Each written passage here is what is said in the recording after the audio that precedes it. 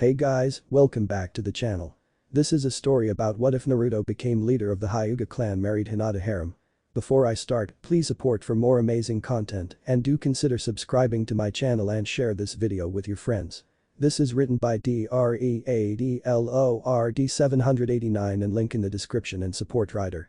Let's start the video. Chapter 1. Day after Kyuubi attack, Hiruzen was sitting in the council chambers with a sleeping baby wrapped tightly in a blanket. There were several council members missing, killed by the Kyuubi, and all around the room there was silence, a silent prayer for the many deaths, especially the beloved Yondaime. Hiruzen stood up. I have called everyone here to decide a course of action to rebuild Konoha and reinstitute a Hokage. Shikaku sighed. I think it's obvious here that we need you to take up the position of Hokage again, Sarutobi-sama.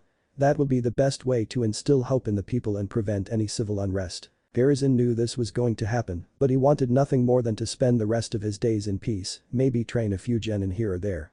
However, he also had a duty to the village that overruled his personal desires. Very well, I accept the position of Hokage. All around the room there were nods of approval, even from Hiruzen's old teammate, Danzo. Now, I will let the civilian side of the council to direct the repairs of the village as they see fit, while our shinobi continue to take missions and secure our borders. We don't need Kumo or Iwa to attack while we are temporarily weakened. Once again there were nods all around the room. Now, I need to bring attention to another matter.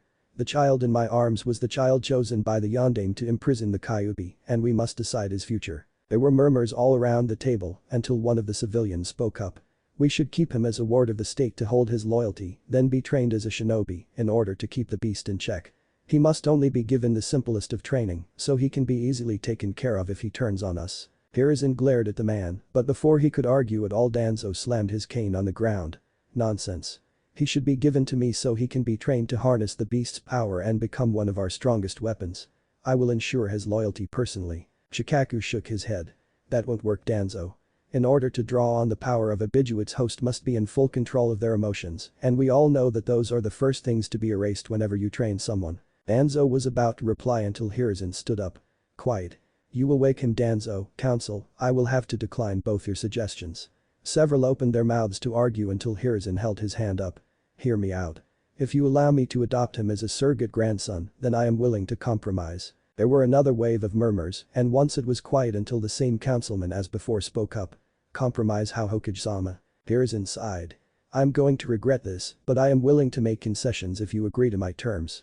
Danzo, I will allow you to keep your root program without any interference from either myself or the Anbu, as long as you work within the laws of Konoha and don't force anyone into your program unwillingly. Danzo smirked. I can live with that.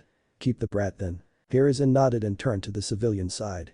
I will be willing to lower the standards of the academy so that more of your children and the children of other civilians are able to become shinobi. The 10 civilian council members turned to themselves and began talking again for a few seconds until the same man from before spoke up.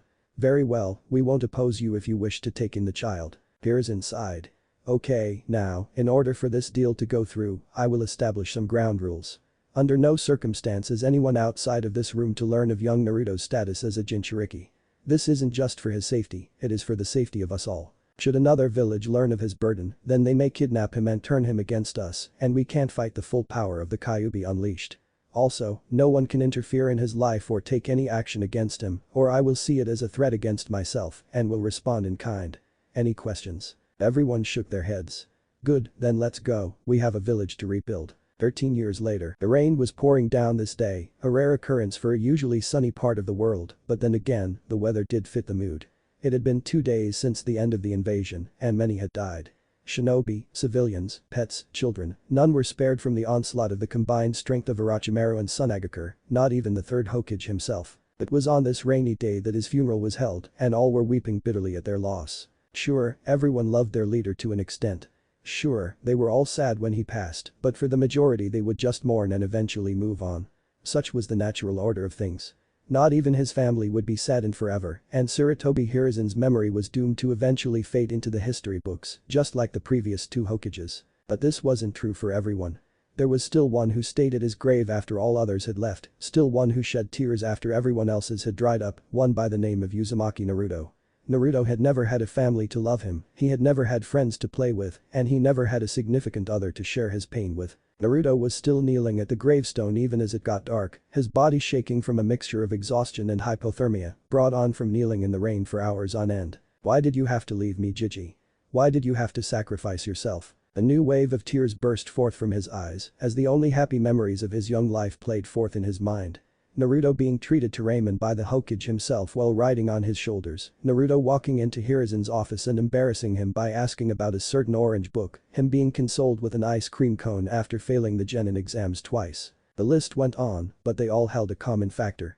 Sarutobi Hiruzen was the only one to show Naruto any kind of love. They would laugh together, play together, and cry together, and now he was gone. Naruto held his head in his hands while trying to stop the tears and felt a hand on his shoulder. He looked over his shoulder to see his sensei Kakashi with a somber expression. "Come on Naruto, you need to go home and sleep. We have training in the morning and I can't afford to have you sick." Yes, it was Naruto's hypocritical sensei, Hada Kakashi. On the outside he may spout bullshit about never abandoning teammates and always living by a high moral standard, but on the inside he was the same as every other villager, selfish and conceited. It had taken Naruto a long time to come to this conclusion, but the facts were undeniable. It started from the beginning, at the bell test when he was tied to a post for trying to get food.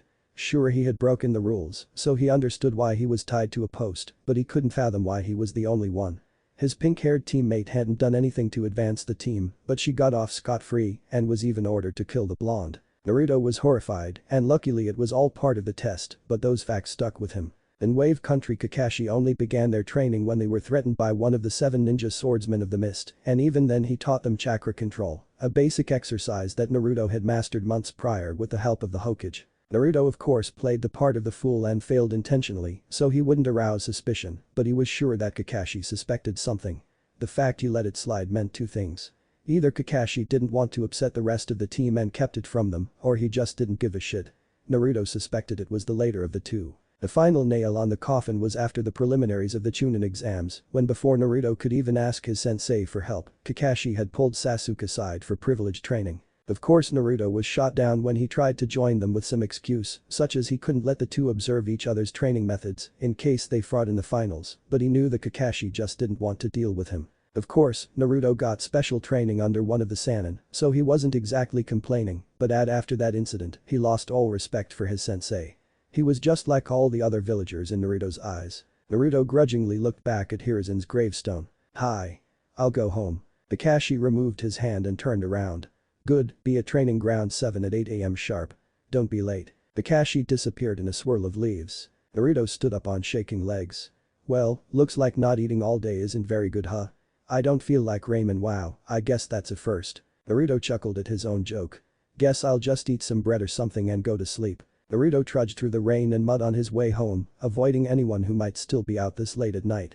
He slipped a few times and just lay in the mud for a few moments before he found the willpower to actually get up. Along the walk he racked his brain thinking of people who still cared about him, but on his life he could only find 4. His old academy teacher Iruka, the grandson of the late Hokage Konohamaru, and the father-daughter team who ran the ramen stand he frequented. In each case he knew that though they did care about him, they never really had the same connection like the one he had with the Sandaime. They would always be people he cared about, but they would never be his light like Hiruzen was. Hiruzen was one of the few people who would acknowledge his existence. Unbeknown to Naruto, the civilians had found a way around their agreement with Sarutobi. If they couldn't act against him actively, then they would do it passively, by ignoring the fact that he was even there. His entire life, he was simply ignored. When he was alone, of course, no one in their right mind would ignore the Hokage.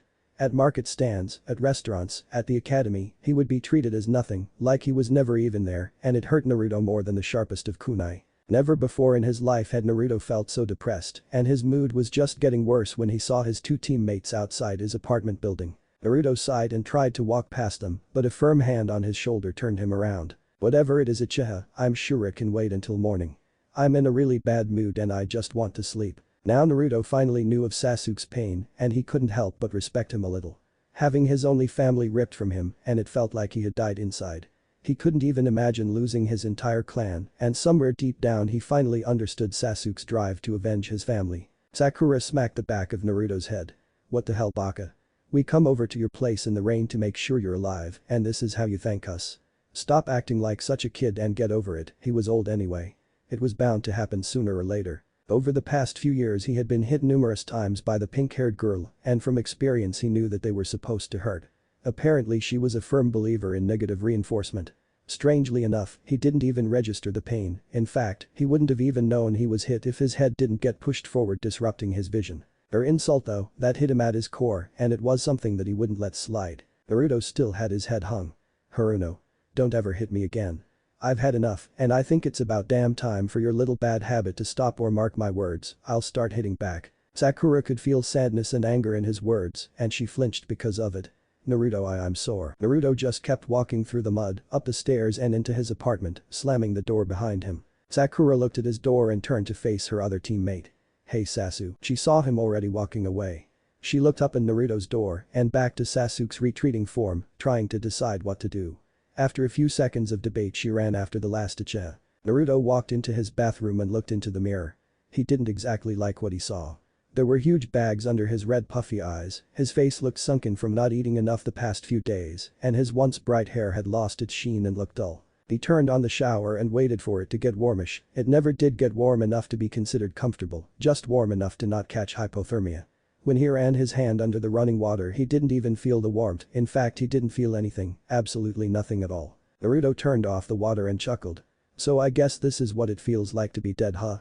I guess my mind just hasn't caught up with my body. The blonde walked out and sat down on his lumpy couch, for once not bothered by the springs poking through parts of the fabric. He let himself collapse onto the cushion and he felt his hand brush against the fabric of the kunai pouch by his side, hearing the distinct sound of metal bumping against metal. An idea formed in his head and he slowly reached down and pulled out one of the sharp ninja weapons. He slowly ran the tip of his finger along the edge of the knife and felt it give him a slight cut.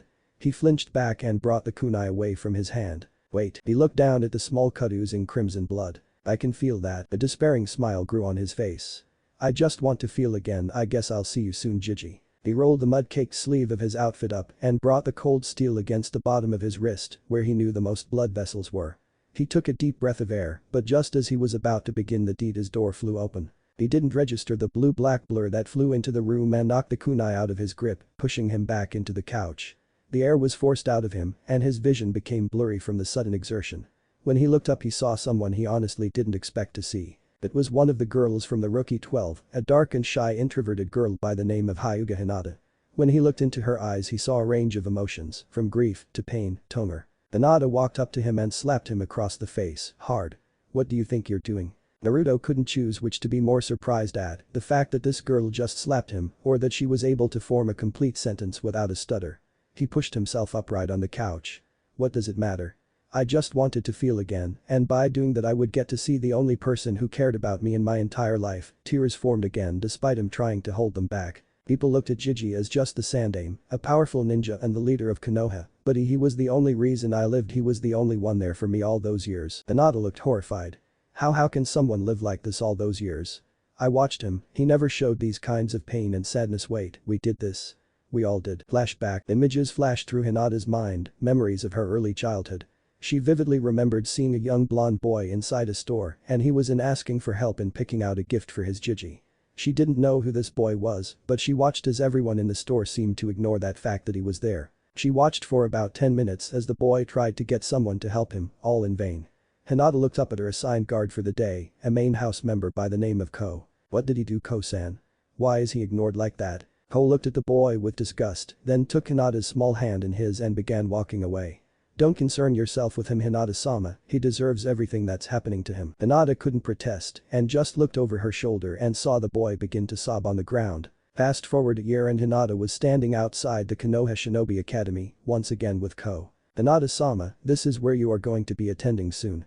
You have a lot of people expecting great things and I know you can do it. Hinata looked frightened. Do you think I'll be okay? Ko smiled down at her.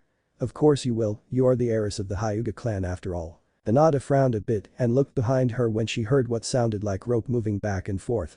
She saw the same boy from the previous year on a rope swing looking down at the ground with a look that showed just how lonely he was. Ko-san, it's that boy again. Ko narrowed his eyes and led Hinata away from the building. Come Hinata-sama, it is time for your training. It was several months later and Hinata was in the middle of a forest surrounded by 3 boys. She had a terrible morning practice and just wanted to be alone, so she ran through Konoha, but she had unintentionally run into 3 boys from her class and spilt their ice cream. Now they had forced her on her hands and knees and were trying to get her to apologize. She was silently praying for someone to help her as tears rolled down her face. Hey, leave her alone. The three boys and Hinata looked at the newest arrival. It was the same blonde-haired boy. Boy, get lost, punk. She ran into us and refused to apologize, so we're teaching her some manners. Naruto scowled at the kid. No, you're not, you're just being mean.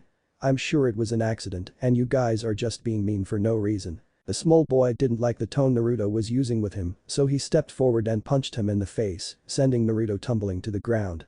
Now beat it before I have to hurt you some more. The kid was caught off guard with Naruto jumped at him, knocking him off the ground.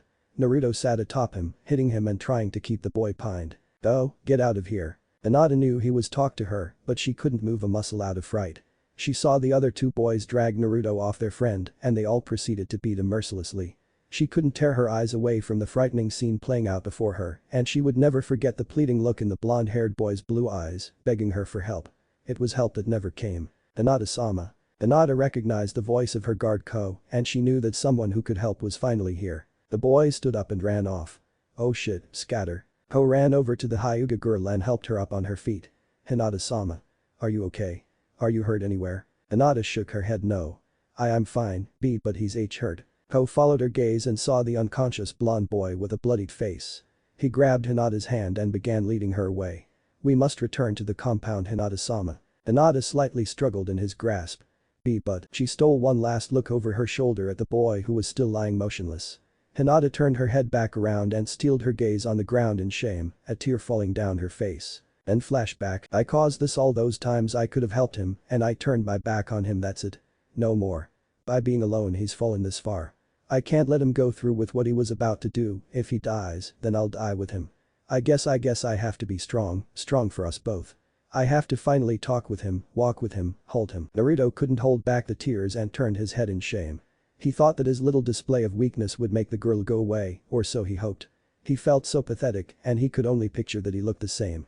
Imagine his surprise when he felt someone sit down next to him and wrap their arms around him. He looked up at Hinata with puffy red eyes and she looked hurt as if she was recalling some painful memory. She pulled him down so his head rested on her shoulder and laid her head on his. Naruto-kun, I don't think I could ever understand what you're going through, but you have to remember that there are others who still care a lot about you. Naruto snorted. Sorry Hinata, but the list is pretty short. I realized that when Jiji died a part of me died with him, I just didn't know it yet. It would be better to just leave me be I don't have a purpose anymore. He started chuckling as tears continued to stream down his face. It just sounds so pathetic it's almost funny. Hinata gasped. What do you mean? I thought your dream was to be the Hokage, to be recognized as a strong shinobi and treated with respect. Naruto shook his head. No, all I ever wanted to be was to be like Jiji. He was so strong and kind and understanding. He was a true Hokage and everyone loved him. He cared about everyone and even though he made some mistakes, he swallowed his pride and apologized, seeking forgiveness and strove not to repeat those mistakes. I don't think I have that strength I don't think I ever could. This wasn't the same Naruto that she had known and fallen in love with, this was like she was before, a hollow shell of a person. Hinata sat in silence, contemplating how she could help him and slowly an idea began to form in her mind. No way it's just impossible. But that just might make it work. She stood up and kneeled beside Naruto, lifting his chin to bring him face to face with her. Naruto Anu you said you no longer have a purpose. Naruto nodded emotionlessly. Hinata swallowed a lump. Do you want one? A purpose? Hope flashed through Naruto's eyes and he nodded again. Hinata smiled. Then pack whatever belongings you have. Clothes, important items, toiletries, anything you need. Naruto looked confused but stood up and obeyed her command. It doesn't matter if I do it or not, but at this point I have nothing left to lose anything she has planned for me will be better than staying here. 20 minutes later and Naruto had a small duffel bag filled with different things, clothes, a toothbrush, and his forehead protector. It was sad that he was able to fit his entire life into the small confines of a travel-size bag. Hinata looked around at Naruto's apartment to make sure he didn't forget anything and she spotted a picture of his team on the nightstand by his bed. She walked over to it and gingerly picked it up, showing it to the blonde. You don't want to take this with you? Naruto shook his head. I was never really a part of the team, just a genin that was needed to fill the quota. Hinata flinched. I don't know how they could have hurt him so, but that stops now I'll make sure of it. Come with me Naruto. Naruto nodded his head and followed the girl across Konoha in silence. She felt oddly confident, a feeling that the young girl had felt only a handful of times in the past, and just as the rain was letting up they stopped in front of a massive wooden gate. They had stopped at the Hyuga compound. Hinata channeled a bit of chakra into the gate and the doors opened themselves. Hinata looked back and saw the eyes almost bugging out of the blonde skull. She giggled at his antics. Well, at least he isn't just a shell. I'm glad he still has some of that childlike curiosity I love so much. Wondering about the gate. Naruto nodded slightly. The Yonde made them. Apparently several years before I was born he made seals for all the clan compounds that made them only accessible to those of the clan they were made for and those who were specifically invited or were in the presence of someone of that clan. Naruto smiled slightly. That's amazing, the Hokages really are great people. Hinata smiled and grabbed a blonde's hand, leading him through the compound. Looking over his shoulder, Naruto saw the gates close themselves again and he could saw a seal matrix spread out over the gate, probably as a locking mechanism. Just as they were about to enter the main building they were stopped by two guards. They were older men who grinned when they saw their clan's heiress approach. They would often delight in politely bullying her at every chance they got in some twisted plot of revenge against the main house. Little did they know that the meek Hinata was gone forever and the new Hinata was far from amused. Hinata-sama, you know the rules. There are to be no visitors unless specifically invited by Lord Hiashi. The two guards smirked to themselves, they knew that rule only applied to the branch members, but they also knew the heiress was way too timid to confront them about it. Their eyes widened and they began to sweat when they saw the timid heiress bring her hand up in a familiar seal. Hinata narrowed her eyes dangerously at the two guards. I see you two recognize this seal, good. Now I don't have to use it. Don't get me wrong, I abhor this seal, and I will abolish its use as soon as I am made clan head, but I will use it on anyone who tries to usurp my authority. Do I make myself clear? The two guards fell to their knees, ready to do everything in their power to not face the wrath of the cage bird seal. Forgive us, Hinata-sama. We will never even think of going against you again. Hinata smiled and led the flabbergasted blonde into the house. Excellent, now one of you go inform my father that I will be meeting with him in 20 minutes. Whoever is not doing that will get a change of Hyuga robes for Naruto and will leave them in my room. Have I made myself clear? The guard stood up and bowed. Crystal clear, Hinata-sama. They then ran off to accomplish their tasks. Hinata sighed and led Naruto down the halls, who was looking around at the pure luxury of the complex. The well-polished bamboo floors were accentuated by the white walls with the Hyuga crest proudly displayed at regular intervals. Naruto couldn't even count the number of doors they passed, and he was informed earlier that this was one of the smaller buildings that made up the Hyuga complex. It was clear that these people were part of a high society that he could never hope to reach. They eventually stopped in front of a room whose door looked more expensive than Naruto's entire apartment put together. Hinata opened it and brought the blonde inside, quickly closing the door behind her to ensure their privacy. Naruto up to this point had been completely silent, shocked and slightly afraid of the new Hinata, but silent nonetheless. He looked around the room and noticed that while it was quite large, it was also very plain. There was hardly any color, and the very large bed had plain beige sheets with a matching beige comforter. There was a single dresser and two nightstands on either side of the bed, which Naruto could only assume was as soft as it was large, and a single vanity stand at the far side of the room. Naruto turned to Hinata to speak, but she didn't give him a chance. Drop your things by the bed. The shower is through those doors near the back of the room, and I will have a towel brought to you, along with a change of clothes. Please hurry though, I want to meet with my father before it gets too late. Naruto just blinked and nodded, doing as he was instructed and went to cleanse himself. Hinata watched his retreating form disappear behind the door of the bathroom and sighed, flopping herself on her bed and waiting for the clothes she requested. What a horrible day, I'm just glad I decided to check up on Naruto when I did, or he might have. She sat up and shook the thoughts from her head. No, I can't even think it. Just then there was a knock on her door, so she lifted herself off the bed. Enter. One of the guards from earlier walked in with a full change of clothes and bowed. Here is the wardrobe you requested, Hinata-sama, and your father is most excited to meet with you. Hinata laughed as she took the clothes from him. I'm sure he is. You may return to your post now. The man bowed. Hi. Hinata closed the door and walked towards her bathroom. She could hear the water already running, but decided to be courteous and knocked on the door. Naruto-kun, are you in the shower yet? There was a quiet hi from the other side of the door, so Hinata opened the door and walked inside. She set the clothes on the sink counter. Your clothes are here and there is a towel on the rack. Naruto froze inside of the shower. Hinata. Are you in the bathroom? Hinata giggled and slightly blushed, she hadn't even thought about the fact that Naruto was naked on the other side of the shower curtain. Indeed I am, now please hurry, my father is expecting us. She walked out of the bathroom and closed the door behind her. She sat in front of her mirror and took deep breaths to calm her racing mind. When she looked up at herself she forced herself to steel her nerves. You can do this. This is long overdue, be strong Hinata. Be strong for Naruto. Hinata just sat at the stand looking at herself and going over what she was going to say to her father in several short minutes. A few minutes later and the shower doors opened, revealing a very different looking Naruto. He looked far more presentable than he ever did in his orange jumpsuit, and the plain colors of black and white did wonders to bring out the contrasting color of his eyes. He wore a black robe with a white sash over top a smaller white robe. Hinata was amazed at how he was able to pull off the Hyuga look so easily. His hair even seemed to have regained some of its sheen, and, though he still looked tired, he no longer looked like a vagabond. Hinata blushed and walked over to the blonde, taking Naruto's hands in her own. "You look much more like the Naruto-kun I know. After the meeting with my father I will take you to the kitchen and get you something to eat, and then we can retire for the night. Does that sound okay?" Naruto smiled and nodded, prompting Hinata to lead him by the hand out of the room and down the hall towards her father's study. Naruto looked at each person they passed, trying his best to read their faces, and they all just glared back at him. He dropped his head to avoid their gaze, feeling entirely out of place. "Hinata, not that I don't appreciate what you are doing for me, but why? Why would you go out of your way for someone like me?" Hinata chuckled and squeezed his hand a little.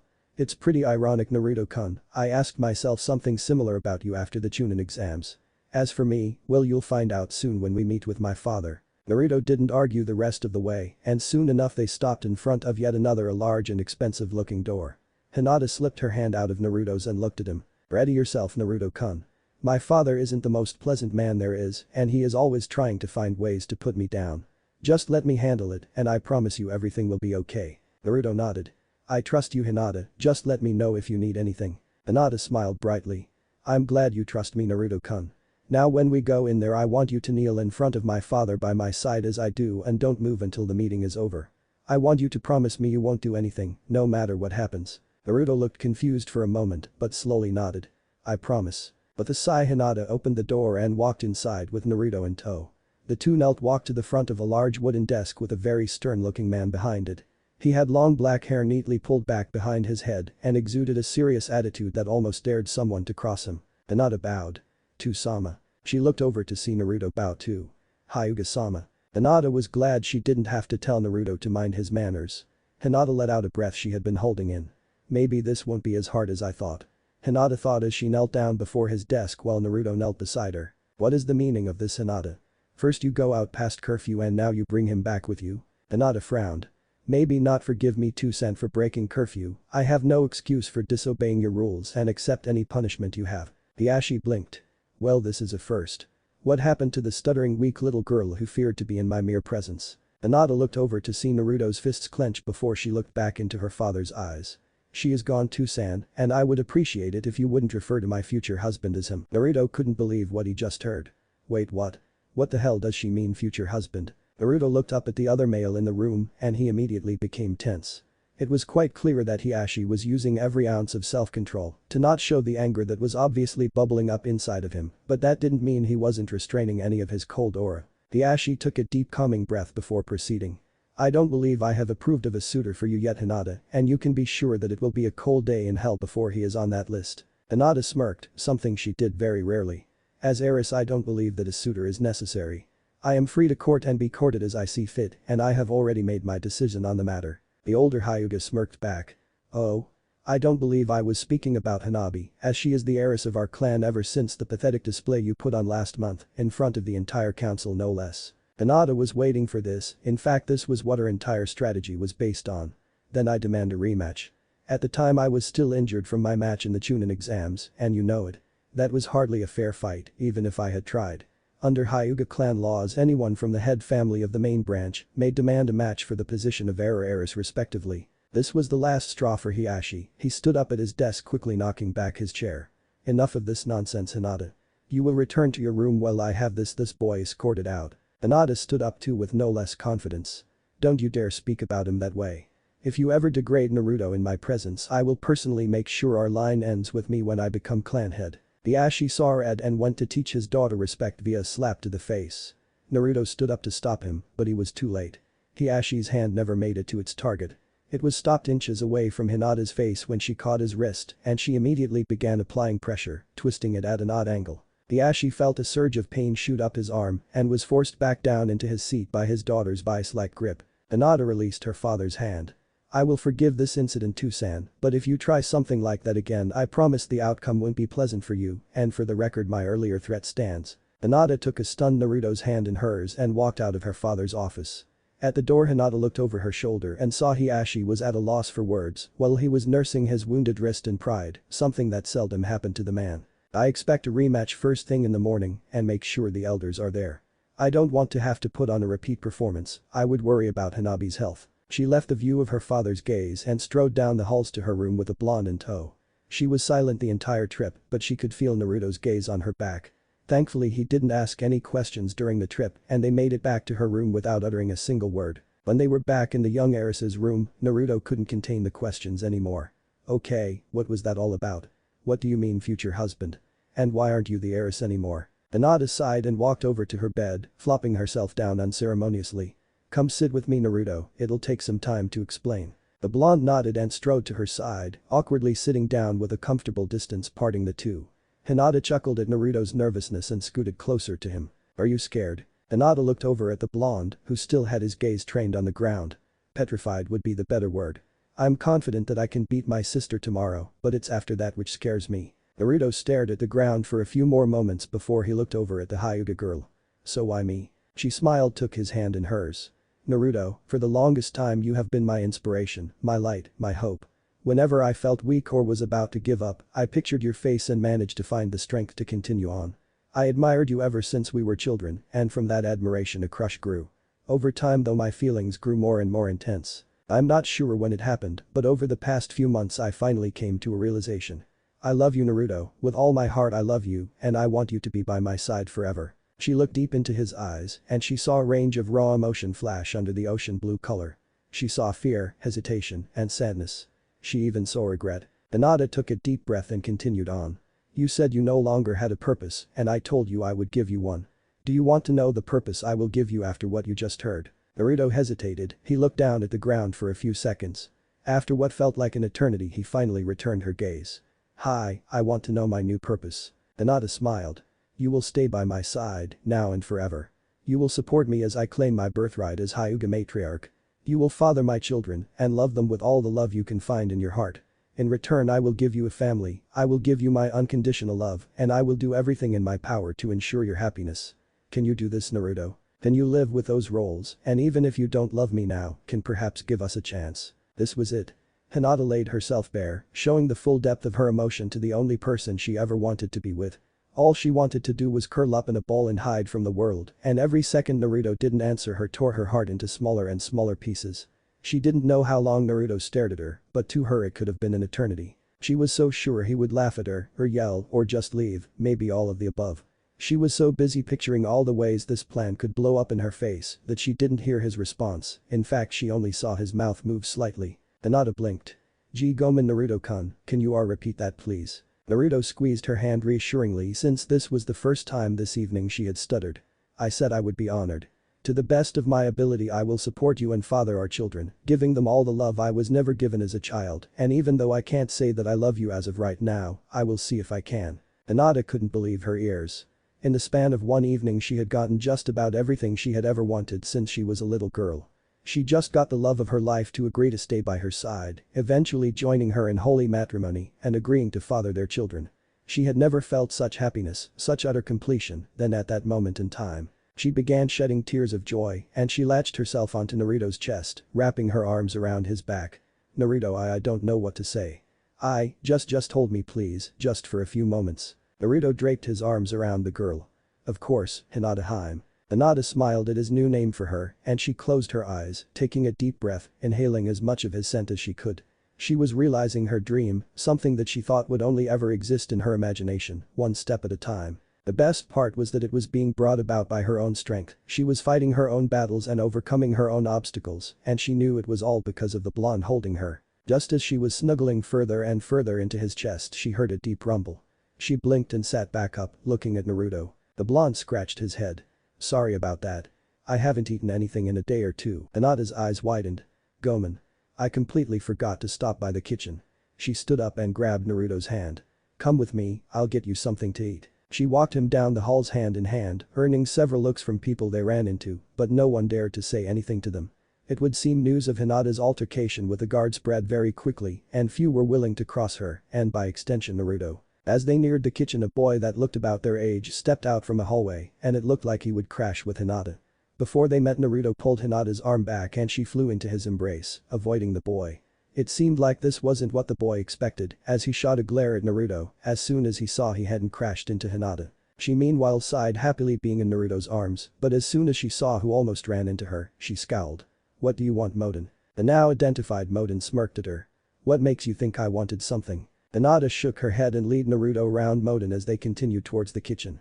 As Naruto passed him by, the boy grabbed Naruto's shoulder and spun him around. "And what does a piece of trash like you think you're doing here?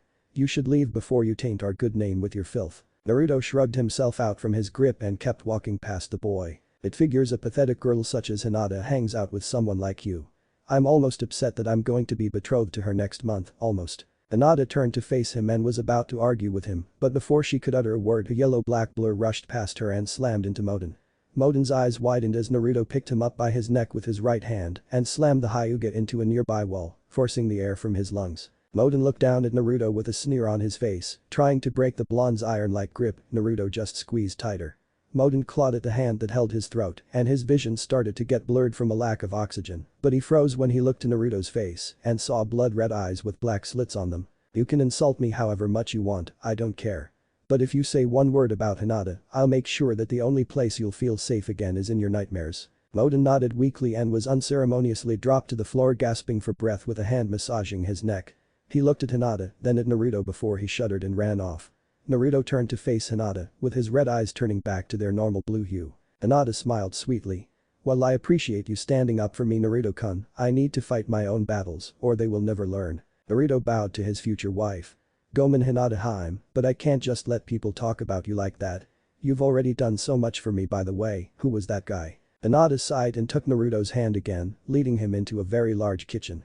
She motioned for him to sit down in a chair near a large table while she began to take out several vegetables and a small slab of meat.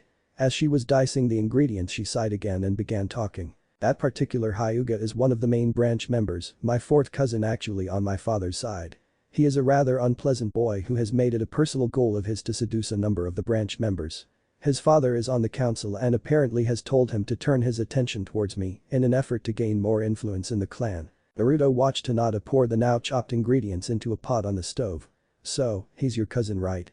Wouldn't that be incest?" Hinata sighed and poured water into the pot and turned on the heat. "Not many people know this, but over the years the Hyuga clan has taken in less and less outside shinobi, resulting in more cases of inbreeding. This wasn't an issue when it was only 7th or 8th cousins, but now it seems the family trees are getting closer and closer." Naruto grimaced. That's a little gross." Hinata nodded and added several spices to the pot, closing the lid to keep the heat in. "Yes it is, but unfortunately my father doesn't seem to be willing to change the practice anytime soon. It will be one of the first things I change when I become clan head." Realization flashed across Naruto's mind. "Wait, you mentioned something about elders earlier, and now you mentioned something about a Hyuga council, is that like the Konoha council?" Hinata scowled as she stirred the pot. "Yes, they are. Though they tend to believe they have more power than they actually have. They will be reminded that their authority is much more limited than they believe it is." Hinata took the wooden spoon out of the pot and replaced the lid. She walked over to Naruto and took his hands in hers again. "Gomen Naruto-kun. I've asked of you something very selfish. There will be radical changes to the clan, and it isn't very fair that I've brought you in the middle of it. I won't lie to you, we will make many enemies along the way and it won't be easy, but if you stay with me I know we can change the Hyuga for the better." Naruto smiled and took his hands out of hers, wrapping her in a tight and warm hug. "I already promised to be there for you, and I never go back on my promises. That's our ninja way." Naruto pulled back and looked at Hinata with an arched eyebrow. She just giggled and returned to the stove to stir the pot. "I told you already, Naruto-kun, you've been my inspiration for a long time, so it's only natural that I follow the same nindo as you do." Naruto sat back down with a grin. "Yeah, I guess you're right." There was a silence for a few seconds, broken by another rumble from the blonde. Hinata giggled and took out a container of rice from the fridge, left over from dinner earlier that night. She poured the warm curry over 2 bowls of rice and walked over to Naruto, who was still waiting at the table. Naruto swallowed the saliva building up in his mouth from the delicious aromas of Hinata's cooking. It was becoming painfully evident that he hadn't eaten in so long, and his body was actually aching for some sort of nourishment. When Hinata set the bowl in front of him, he was so focused on the food in front of him that he didn't notice the girl sit herself next to him. "Oh no, Naruto-kun." Naruto used all his willpower not to scarf the food down as he answered her. "Well, what is it, Hinata-chan?" Hinata blushed slightly and twiddled her fingers slightly. Well, I was wondering if I could sit next to you and feed you. Naruto blinked, that certainly wasn't what he was expecting her to ask. Feed me? Hinata nodded.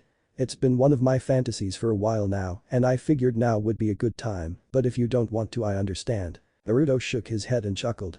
No, it's not that. I just wasn't expecting that was all. Sure, by all means. Hinata giggled and pulled up a chair to sit next to him. Apparently what Naruto thought she meant was quite accurate, she meant to say sit on him. She had his arm wrapped around her shoulder and she lodged herself as far into his body as she could. The pair looked more like one blob of a person as opposed to two separate people. Naruto was not used to this close contact and a tinge of pink flared through his face, making Hinata laugh. Their positions had been thoroughly reversed, now it was Naruto who was embarrassed while Hinata made the steady advances. Hinata broke apart a pair of chopsticks and got a beef tip with a fair amount of rice and brought it up to Naruto's mouth. He opened up and graciously accepted the food in front of his face. Then he did the same for Hinata, taking his time and enjoying the experience and closeness. They went back and forth, taking turns until the entire meal was finished. Wow, Hinata-chan, that was amazing. I never knew you could cook like that. I can't wait to try some of your other cooking. Hinata basked in the praise, reveling in the bliss of his acknowledgement and was about to respond until a presence made herself known behind them. "Ni-san, what is this about a match tomorrow morning?" Hinata immediately frowned and sighed. "Gomen Naruto-koi, but we should retire for the night. I have a busy day tomorrow." Naruto looked at Hanabi's angry expression and back to his future wife. For some reason whenever he thought of a future with Hinata he felt happiness bubble up from the pit of his stomach. He felt that he could easily get used to a life with her. "I understand, Hinata-hime." Hinata stood up and took the two bowls to the sink, leaving them for the morning for cleaning. Waiting behind her was Naruto, who took her hand in his and let her lead him out the kitchen. Hinata smiled at the contact, happy that this time Naruto was the one to initiate the hand-holding. The whole time Hanabi was looking at the pair with mixed feelings. On hand she was perturbed that she was woken up in the middle of the night by her father just to be told she was going to have a spar with her sister in the early morning. This was normal, since they had been sparring against each other for many years now, but what confused her was that this was a spar to determine the heiress of the clan. She sat up in bed and blinked several times, thinking that she was still partly asleep and had misheard him, but when she asked him to repeat what he said she discovered that she heard correctly. When she asked why this matter wasn't settled when she had won a spar several weeks prior, she was informed that certain circumstances have come to light that requires a rematch. Now she was upset because she had planned morning training with an elder to help her refine several of her clan techniques and now she had to waste her time humiliating her sister. When she finally found the source of her anger, she found her basically on the lap of a blonde-haired boy feeding each other. It was the same boy who had beaten her cousin Neji in the Chunin exam several days prior, so she had some respect for him, but she still knew nothing about him other than the fact that he was a clanless orphan, a loser. And now her sister was being friendly with this loser. "Ni-san, must you continuously drag our name through the mud by associating with this no-name orphan? If you feel the need for companionship, then ask for someone from a respectful background so the rest of the Hyuga aren't forced to share in your shame." Hinata was walking past her sister when she froze. She looked back at her sister and was about to yell, scream, or do something, but she felt a squeeze on her hand. She looked over her shoulder at Naruto, who had a lone tear falling down his face, and he shook his head. Hinata sighed and turned back to walk out of the kitchen. "Come Naruto-kun, let's head back to my room so we can get some sleep." Hanabi snorted. "First you let that trash in our home, then you let him in your bed. You clearly have no shame, sister, if you are willing to let that filth defile you." Naruto wasn't quick enough to prevent Hinata's next action, though deep down he was cheering at what happened. Quick as lightning Hinata spun around, bringing her hand to rain down on her sister's cheek. Slap. The force of the hit sent Hanabi reeling into the counter several feet back and she brought her hand up in shock. Her sister had never struck her before, even inside of a spar. Hanabi saw red and she was about to retaliate, but she was blasted by a wave of pure unadulterated rage, all focused on herself. She looked up in fear at her sister, shaking in anger. "Hanabi, I don't know what caused you to become so hostile and conceited, but I don't give a damn. If you ever insult Naruto in front of me, I will make sure to bring every single one of your nightmares to life." Hinata retook Naruto's hand in hers and walked out of the kitchen, leaving Hanabi slouched against the counter. Hinata suddenly stuck her face back inside, with the same rage on her face. "And I wouldn't have anyone else in the entire world besides Naruto defile me, and if you don't like that, well, I don't give a damn if you like that or not." Hinata then left the room for good in the presence of a furiously blushing blonde, leaving Hanabi with her mouth wide opened. As they were walking back to the room, Hinata sighed and looked at Naruto, who looked just as he did when she found him in his apartment, dead. "Naruto-kun, don't believe for a second anything she just said. She is just upset, she didn't mean it." Naruto looked at her, then looked down at the ground. But she's right. I am just a no-name orphan that only got taken care of out of pity from Gigi. I can't let you drag yourself down for me, I'm not worth it would be better if I HMMPF. Hinata got tired of him degrading himself, so she shut him up the best way she knew how, by placing her lips over his and stopping him mid-sentence. Naruto instinctually pulled back from the contact, but Hinata had grabbed the front of the blonde's robes, pulling him forward and keeping the kiss ongoing. Naruto just reveled in the feeling of his first kiss, pleasantly surprised with Hinata's boldness. He couldn't get over how soft they felt, how moist they were on his own, and how right it felt overall. After what seemed like an eternity for Naruto, and not long enough for Hinata, the Hyuga girl pulled back sighing happily. Hinata's eyes fluttered open, and she smiled at Naruto's bewildered expression. Are you better yet? Naruto could only dumbly nod. Good. Now, I don't want you to hear you ever put yourself down like that again. You gave me your promise that you would stay with me, so you aren't allowed to leave me, ever. Naruto nodded again. Sorry Hinata, I really don't deserve you. Hinata took his hand in hers and led him down the hall to her room. No Naruto-kun, you are the only one who deserves me, and you are the only one who will ever have me. Naruto just felt happy for some reason. He didn't know why, maybe it was just him being possessive, but the reassurance of Hinata promising herself to him and him only made him feel more happy than if he was declared Hokage at that exact moment. It was because he had finally found what he was searching for all his life, love. He had found in this formerly shy, dark, quiet girl all the love and acceptance that he could ever want. When they got back in her room, she took her hand out of his and walked over to her dresser, leaving Naruto standing at the door. She took off her beige jacket and let it fall to the floor, showing her black undershirt, which she also took off, leaving her only in her purple lacy bra and pants. It became painfully clear that Hinata was definitely an early bloomer, and she didn't show any signs of slowing down. Naruto's eyes slowly widened, trapped in the trance of watching Hinata strip. He knew he should turn around and give her some privacy, but he just couldn't find the willpower to turn away. You can look Naruto-kun, I don't mind. Naruto jumped and blushed with wide eyes. Hinata looked over her shoulder and giggled at his nervousness. She undid the button on her pants and turned around towards Naruto as her pants fell to her ankles, revealing her matching purple lacy panties. Naruto sucked in a breath, face red and flushed as his eyes unconsciously traveled over her semi-naked form. Hinata walked over to the blonde and hugged him, being made aware of his growing arousal as she brought her head up to whisper in his ear. Narukoi, we can't sleep if you are still fully clothed. She kissed his cheek and detached herself, walking over to her bed and sliding under the covers. She sat up in her bed and patted the sheets next to her, signaling the blonde to begin moving again. Naruto blinked several times, snapping back to reality and blushing in embarrassment. Sorry, Hinata-chan, she giggled. For what? I already told you that you are the only one who will ever have me, so why would I get mad if you look at me? Besides, it's flattering to think that I am able to make you excited. Naruto shyly smiled and took off his robes, leaving him only in his burnt orange boxers. Hinata would have laughed if she wasn't looking at him in nothing but his underwear, and even though he was still young and had much growing to do, she knew he would definitely grow into his body well. Naruto grinned at Hinata when he caught her staring. Like what you see. The Hyuga decided to play along. Oh yes, very much so. The blonde's grin dropped and he blushed in embarrassment, rubbing his arms. Thanks look Hinata-chan, I know you like me a lot, but I'm not sure I. Hinata smiled. Naruto. I'm not going to pressure you into anything you aren't ready to do. That involves everything from holding hands to consummating our relationship. I love you, and nothing will ever change that. I'd be happy waiting until marriage if that is what you want to do. Naruto let out a sigh of relief and walked over to the bed, getting under the covers with his fiancée. The fact that he was able to say that still brought a smile to his face. He sat up and leaned over to kiss her lovingly, spurned on when Hinata threw her arms around his neck. He thought back to the events of the day. Hinata saved him from the depths of his despair after he lost the only person he could ever think of as a family and gave him a whole new reason to live. She brought him into her home and faced her fears just to give him a place to live. She even fought with her sister just to defend his honor. And now she was telling him that she was going to let him set the pace of the relationship. It was just so much raw love that it was almost overwhelming, and it was everything Naruto had ever wanted. Thank you Hinata-chan. I don't know, but I think that I might love you too. A tear fell from Hinata's eye and her eyelids lowered slightly.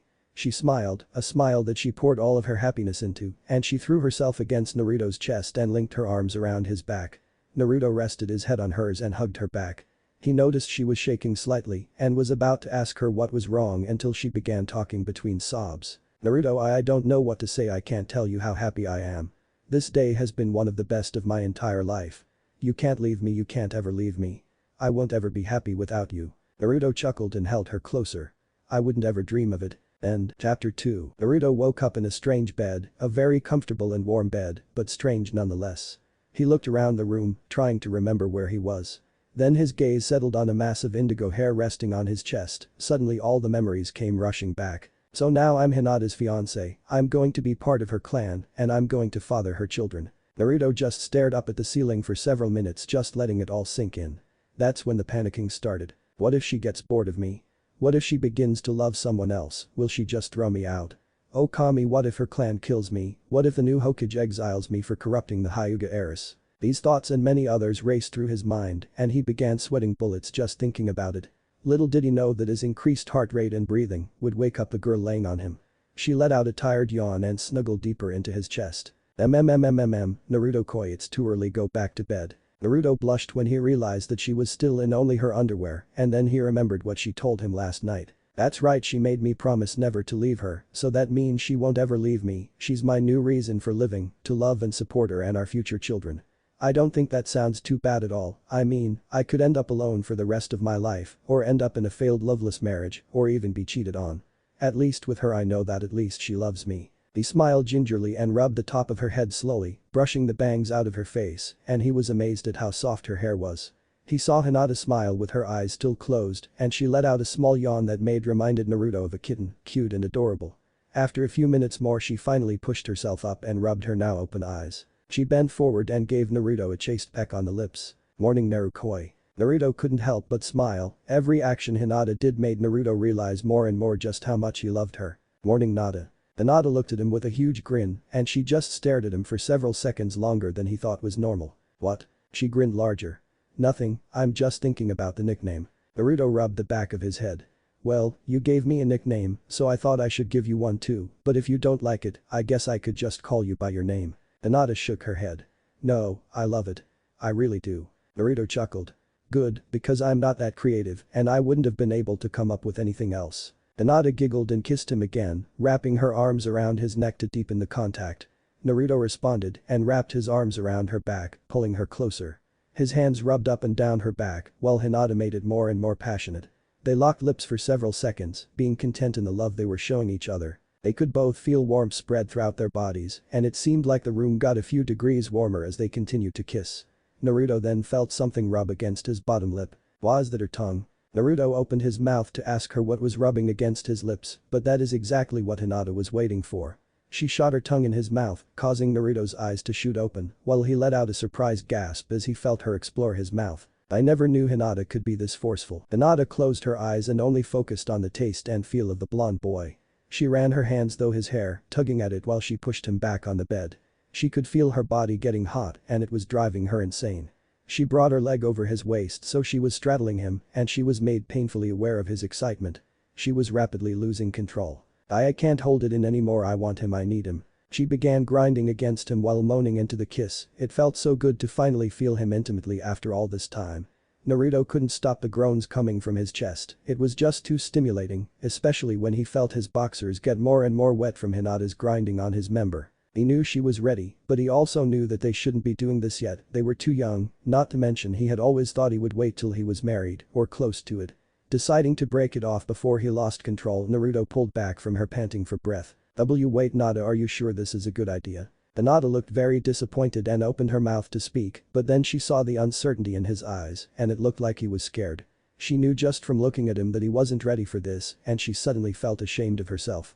She got off him and turned away from him, looking down at the ground. Gomen Naruto, I promised you that I wouldn't pressure you into anything you weren't ready for, and not a day later I break that promise. I don't know what came over me, Gomen. Naruto couldn't stand seeing her sad, especially since he was the cause. He wrapped his arms around her shoulders, resting his head on her shoulder. It's okay Nada, I just need a little more time, alright? He felt Hinata nod slowly, he could tell she still felt bad. Hey Nada. Yeah? He lifted up his head and turned her head so she was looking at him. I know that this is all new to me, but you know that you are very important to me, right? No matter what, that fact won't change. She finally smiled, making Naruto smile right back at her. He gave her a quick kiss before bringing her into a warm loving embrace. They held each other for what felt like forever, and when Naruto finally pulled back, he just looked at Hinata's face. I don't know why I never saw you before, but you really are beautiful, and I never want to see tears stain your face, no matter what. Hinata smiled at the compliment and wiped the stray tears from her eyes. Yesterday I tried so hard to be so strong like you. You never let anything drag you down, you never let anything keep you down. You would always get back up and just try harder, and your bravery gave me the strength to keep going. You were the strongest person I ever knew, and by just being you, I was able to still be me. Naruto took her hand in his and kissed the back of it. I was never as strong as you thought I was. I always doubted myself, but I could never show it out of fear of what would happen if I let myself fall. I bottled up my sadness for so long, and yesterday it just all came bursting out. I don't know what would have happened if you hadn't shown up, but it scares me to think about how far into the darkness I had fallen, and I know I never want to feel like that again. Besides, you have always been strong. All your life you've shouldered all your hardships and pushed through the hurt and pain to get where you are today. You're a beautiful woman, you're an amazing person, and you're a dangerously skilled kunoichi. A single tear of happiness fell down Hinata's face, and she pulled Naruto into another hug, where they stayed, just enjoying the feeling of one another's presence. Unfortunately, all good things must come to an end, and a knock at the door was that end. Hinata-sama, your presence is required in the dojo for the spar you requested. Hinata pulled herself back and walked over to her dresser to get clothes. Hi, I shall be there momentarily. Hinata got out a pair of black shinobi pants, a tighter black shirt, and a long strip of cloth to bind herself with. As she walked into the bathroom, she paused when she saw Naruto staring at her with wide eyes. She arched a curious eyebrow at him. What? You saw me in my underwear last night, so it's a little late to be embarrassed now. Naruto blushed and shook his head. It's not that, it's just that I can't believe you're wearing something besides your huge beige coat. I swear you could hide the whole Hokage monument in that massive Eskimo jacket. Hinata giggled and set him a playful glare. Real funny Narukoi. I guess since I'm too busy hiding in my jacket all the time I won't be able to make you food anymore. She walked towards the bathroom again. Naruto paled and held up his hand to stop her. Wait. I was just kidding. I'm sorry. I won't joke about your clothes anymore, just please don't take away your delicious cooking. The girl just smiled sweetly. Apology accepted, just remember that teasing the hand that feeds you isn't a very smart decision, not to mention that I'm your fiancé, so when you are ready to take our relationship to the next level, well, I might just be too tired then. Naruto realized at that moment that all of Shikamaru's rants about how women were troublesome were spot on, but he forgot to mention how terrifying they could be. Now hurry up and get dressed in one of the robes I had brought yesterday, I want you to be there when I retake my birthright. But that she walked into the bathroom, closing the door behind her. Naruto fell back on the bed, arms spread wide and staring up at the ceiling. A shiver went down his spine. I never knew she could be so scary. There is so much about her that I don't know, but I have the rest of my life to learn. The blonde sat up and jumped off the bed, grabbing the robes laying on the dresser and a fresh pair of underwear out of his duffel bag. He sent a glance towards the bathroom door to make sure Hinata was still occupied inside, and satisfied that he had enough time, he lowered his orange boxers and slipped on another pair of burnt orange boxers. He then dressed in a similar manner as the day before, tying his Hiashi around his forehead. He studied his image in the mirror and was surprised to see how regal he looked. Without the bright orange jumpsuit, which he left back at his apartment, he looked surprisingly official, well, as official as a 13-year-old could look. He was too busy checking out his new look that he never noticed the door to the bathroom open, so he was jumped a little when he felt two arms wrap around him from the back and link over his chest. He smiled and placed his hands on Hinata's, who put her chin on his shoulder, looking at him in the mirror. You're so handsome, Narukoi. I know for a fact that if we went back to the academy with you looking like that you would have a fan club that dwarfs Sasuke's. Naruto chuckled. That wouldn't matter, because I would only ever have eyes for you. Hinata was pleased with his comment, but there was still one question that bugged her. What about Sakura? The blonde sighed and held Hinata's hands tighter. Whatever I felt towards her was unhealthy, and I realized that early on in the academy. I just wanted attention, I needed it, and in some twisted way I was able to confirm my existence in her rejections, and I never knew any better because I was led to believe I would always be alone. I wish I had found you back then, Nada, I really do. Hinata kissed him on the cheek before taking his hand in hers and began walking towards her door. Well, the important thing is that we're here now, so let's just focus on the future. Naruto didn't respond with words, he just gave her hand a squeeze as they left her room. Waiting outside for them was none other than Neji, Hinata's cousin who Naruto defeated in the Chunin exam finals. The boy bowed. Hinata-sama, Naruto-san. Naruto looked at Hinata's face, and he saw she was just as surprised as he was. Neji-san, what are you doing here? Neji stood back up and smiled, a genuine smile. Hiashi-sama has ordered me to retrieve you for your spar against Hanabi-sama. The entire council has been assembled to witness the spar. At this Neji frowned. Hinata-sama, I know that we have had our differences in the past, and for that I want to apologize, but I truly wish for you to reconsider. I don't want to see you get hurt or worse, be put in the branch family. Hinata pulled Naruto forward so he was shoulder to shoulder with her. I appreciate the sentiments Neji-san, but you don't have to worry about me. I won't be defeated by Hanabi today because today I'm not fighting for myself, I'm fighting for the entire Hyuga clan and most importantly, I'm fighting for Naruto Koi. Neji raised an eyebrow. Naruto Koi. Hinata nodded. Yes. Naruto is now my fiancé and he will be at my side with our children as I bring the Hyuga out of the past. To confirm her statement Naruto kissed Hinata on the cheek, causing her to show a slight blush. Neji looked contemplative for a few seconds, looking back and forth between the two, and just as Naruto was about to say something Neji bowed. Although I don't know anything about you, I know that deep within you have a strong sense of duty and loyalty, and I believe that if anyone was suited to stand at Hinata-sama's side as clan head, you would definitely be the best, Naruto-sama. Naruto blinked several times with an open mouth, unsure of what to say. He looked over at Hinata for help, but only saw her giggling at his expression. Finally Naruto was able to come out of his stupor. Neji, please just call me Naruto, I'm not anyone special who needs a formality like that. Before anyone could say anything else Hinata gave a tug at Naruto's arm. Let's go Naruto Koi, Neji-san, I really don't want this affair to spill over past lunchtime. Naruto chuckled while Neji gave her a smirk and they both followed Hinata down the winding hallways until they reached the Hyuga's main dojo, reserved only for the main branch family.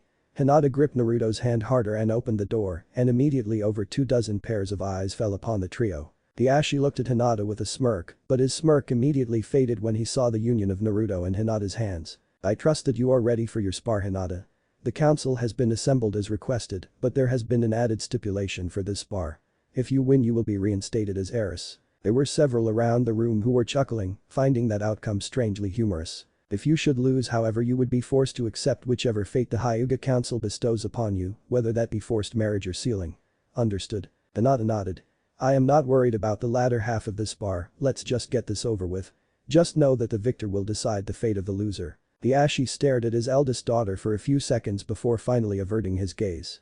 Uzumaki, you are to join me at my side and watch this match. Neji, you may stay by the door. Both boys nodded and moved to go to their positions, but before Naruto could remove his hand from Hinata's, she pulled his arm back. He couldn't control his momentum and went flying into her embrace, where her lips were waiting. She moved her hands up to his cheeks where she gave him a kiss full of passion. Naruto couldn't help but wonder why Hinata would initiate such a public display of affection, but after a few seconds he honestly couldn't care. When they finally broke apart Hinata sighed happily. For luck. Naruto smiled and went to his spot by Hiashi. While he walked he stole glances around the room and he could see a range of emotions on the faces of the older Hyugas, ranging from disgust to anger. He smirked when he realized that Hinata's main goal with that kiss was to rile up the Hyuga elders and from their expressions, he could deduce that she fulfilled that did just that. When Naruto was finally kneeling by Hiyashi's side, the Hyuga nodded to one of the elders. Man, if you would. Naruto looked at the so-named man and realized he looked a lot like that boy Moden from the other day. Man must be that boy's father and he's trying to marry off Hinata like she's some object to be traded or bought. Naruto unconsciously began squeezing his hands into fists and it wasn't until he felt a trickle of liquid that he realized that he was drawing blood. He wiped his hands off on the mat he was kneeling on and steeled his focus on the two girls in front of him. Man walked to the middle of the room between Hinata and Hanabi. This will be a spar to the point where one of the contestants is unable to continue or one yields. No lethal strikes are allowed and no outside ninjutsu besides that centered on the Juken techniques are allowed. Do both contestants understand the rules of this spar? There were two highs and the elder lowered his hand between them. They both settled in the signature Juken stances with Byakugans active. Naruto could tell from Hinata's face that she was focused solely on the opponent in front of her, her concentration blocking out any other disturbance. Hinata held no emotion in her face, it was the perfect Hyuga mask of blankness. Hanabi on the other hand could do little to control the massive smirk that spilled across her face. Whether it be arrogance of confidence, Hanabi believed she would win this spar without very much difficulty. Man threw his arm up and took a few steps back. Hajime. Hanabi flew forward, bringing her left arm down on Hinata's shoulder, with her two forefingers extended, chakra blazing around the fingertips. Just before they made contact Hinata swatted it away with the back of her right hand and threw her left hand forward, slamming it into Hanabi's gut. Hanabi fell to her knees while Hinata took a few steps back. That was for calling Naruto Koi trash last night. Now get up, I'm not through with you yet. Hanabi looked up at her sister, slightly frightened. She had never seen Hinata so aggressive before, she was nothing like the shy older sister she used to have, and Hanabi sent a glare towards the source of the change, the blonde-haired boy sitting next to her father. It's all your fault. If you would have just stayed away from Hinata, none of this would be happening. Hanabi made her way to her feet and charged her sister once again, more cautious this time. She sent a thrust towards Hinata's thigh with her left arm and she waited for Hinata to block it. Just like Hanabi thought she would, Hinata brought her right hand to swat the arm away once again, but Hanabi used a feint and twisted, bringing her right hand down to strike at Hinata's left shoulder. "I'll take out your arm, then we'll see how well you can fight." Just as the strike was about to land, Hinata dropped her shoulder and ducked under the hit, spinning on the tips of her toes. She spun her right arm around like a pivot and delivered a chakra-reinforced backhanded slap to Hanabi's face, sending her sprawling across the floor. That was for calling Naruto Koi an orphan. Hanabi spit out a small wad of blood on the floor and stood back up on shaky legs. This time she let Hinata come to her. "I just need to calm down and anticipate her attacks. There is no way she can beat me, she's never beaten me before and I'm not about to start letting her now." After a few seconds Hinata charged forward and Hanabi sent a strike with her right arm at where she knew Hinata was going to attack from. "But you bitch. Try and dodge this." She stared in horror as Hinata danced around her strike and began closing the tenketsu in the extended arm. Hanabi tried to strike her back by bringing up her left arm to hit Hinata blow for blow, but Hinata ducked under the appendage. Hinata was now at Hanabi's side, closing the tenketsu in her only good arm. When Hinata finished her onslaught she jumped back, letting Hanabi's arms fall unmoving to her side. Hinata settled down into the Jukin stance again. "Yield Hanabi, you can't win now. Don't make this drag on any longer." Hanabi shook her head in disbelief, then saw her as a rage consumed her. "Shut up. Who the hell do you think you are? You've always been the weak one and yet Toussaint always looked to you to prove yourself. He never gave a damn about me even though I showed more talent than you ever did. And now that I finally gained his recognition and became the heiress you decide to just waltz in here, take it back, fuck you." There were several gasps around the room from the colorful language the small girl in front of them was using. Several elders were looking around at each other with their mouths open in shock and it was clear they no longer wanted her to be the one responsible for negotiating with others on behalf of all Hyuga. Man stepped forward, almost not believing the words about to come out of his mouth. Hanabi-sama, is you unable to continue? Hinata-sama is the victor and as per the rules of the spar, she is now once again the heiress of the Hyuga clan. Hanabi looked at the elder in disbelief and then looked around the room for someone to tell her that this was all a bad joke. When they all averted their gaze she finally looked at her father, who shook his head and walked out of the room accompanied by the rest of the elders. Hanabi fell to her knees and began sobbing, tears flowing down her face. Neji looked over at Hinata who returned his gaze. The boy gave a small smile before he walked over to Hanabi's side. "Hanabi-sama, come, let's go to the infirmary so we can get your tenketsu opened back up." The girl gave no resistance as she was lifted to her feet and led out of the room, leaving only two back in the dojo. Hinata watched the door close behind her and she let out a sigh. She was about to turn around to look at her fiancé when she felt two arms wrap around her and a weight come down on her shoulder. She started giggling when some of Naruto's hair began tickling her ear. "Hinata, that was amazing. I've never seen you more focused, determined or passionate than you were in those few minutes when you showed your strength to the entire Hyuga Council today. I've never been more proud of anyone in my entire life." Hinata sighed happily and melted into his embrace as her eyes closed. "Thank you Narukoi, but I'm afraid it will only get more difficult from here on out. This was only the first step in bringing about the dawn of the new Hyuga clan." Naruto lifted his head up and kissed her cheek. "And I'll be here every step of the way." Hinata smiled and just laid against him for several minutes, basking in the comfort that only Naruto could bring her and enjoying the peace and quiet for what it was. Once again, their moment was ruined by a noise that originated in the depths of Naruto's stomach. "Burgle," Naruto chuckled. "Sorry about that, I usually have something to eat when I wake up." Hinata smiled and walked out of his embrace. She grabbed his hand and led him out of the room. "Well then, how about we go get some lunch then?" Naruto swallowed the water in his mouth and nodded. "Sounds great. Where did you have in mind?" The girl giggled. "It's a secret, but I know for a fact that you'll love it." She led him towards the entrance of the compound, only stopping to put on their sandals before they left. When they walked out the door Naruto cast a glance towards the guards, who stood at attention and paled a little when they saw Hinata and her blonde fiancé, but the girl gave no indication that she was even aware of their presence. Naruto smiled, not used to being treated as anything other than a disease, a plague that haunted the streets of Konoha and avoided as such. Being treated with respect, though fearful respect, was something he would have to get used to. The two walked hand in hand, with their heads resting on each other's as they strolled down the streets. Naruto wasn't paying much attention to anything other than the girl next to him, so he was pleasantly surprised when they came to a stop in front of his favorite ramen stand. Naruto grinned and looked at his Hyuga companion. "I never knew you liked ramen, Hinata." Hinata shrugged. "I like it, though I'm not as enthusiastic about it as you are." Naruto just laughed and hugged the girl tightly. You're the best Nada. He let her go and led her by the hand into the stand and sat on one of the stools. Oi, Tuchi Jiji, a bowl of miso please. Hinata sat on the stool next to him. Make that two please. From the back they could hear pots and pans being moved around. Coming right up. I had already started, I knew you would be around here soon, so I decided to be preemptive. Hinata giggled and looked at Naruto, who just shrugged. What can I say? I'm a creature of habit. Hinata just smiled and shook her head as an older man walked out from the back with two large bowls. There was a salty aroma coming from the bowls that made the mouth water just from smelling it. Surprisingly, Naruto was waiting until Hinata was ready to eat before he began himself, something that he never did, and it raised several flags with the old ramen maker. Gucci raised an eyebrow. Okay, who are you and what have you done with Naruto? He would have already been halfway finished with the noodles by now. Naruto chuckled and sent a glance at Hinata. Well, I guess I had to grow up a bit. He put a small wad of noodles in his mouth and began to chew, savoring the way the broth complemented the noodles oh so perfectly. The noodles themselves were cooked just right, not too chewy from being overcooked, but also not hard from being undercooked. The snow peas and bamboo shoots mixed in complemented the chewiness of the noodles just right, adding that extra crunch to the soft texture of the dish. Overall, Naruto felt that he could live solely on ramen for the rest of his life, but he knew that it would be bad for his health since he's already tried to. Naruto swallowed the food and looked back up at the chef. Once again, you have outdone yourself Tuchi Jiji, it's delicious. Hinata swallowed her bite and nodded her agreement. Yes, this is wonderful Tuchi-san, thank you. The ramen chef laughed. Well, it's always good to know my hard work is appreciated. Now, Naruto, what's with the new look? I can't say it looks bad, definitely an improvement from that orange jumpsuit you used to wear. Naruto feigned hurt. What? I thought you said it made me look dashing. Gucci chuckled and shook his head. Yes, it was very dashing, but it wasn't exactly ninja-like.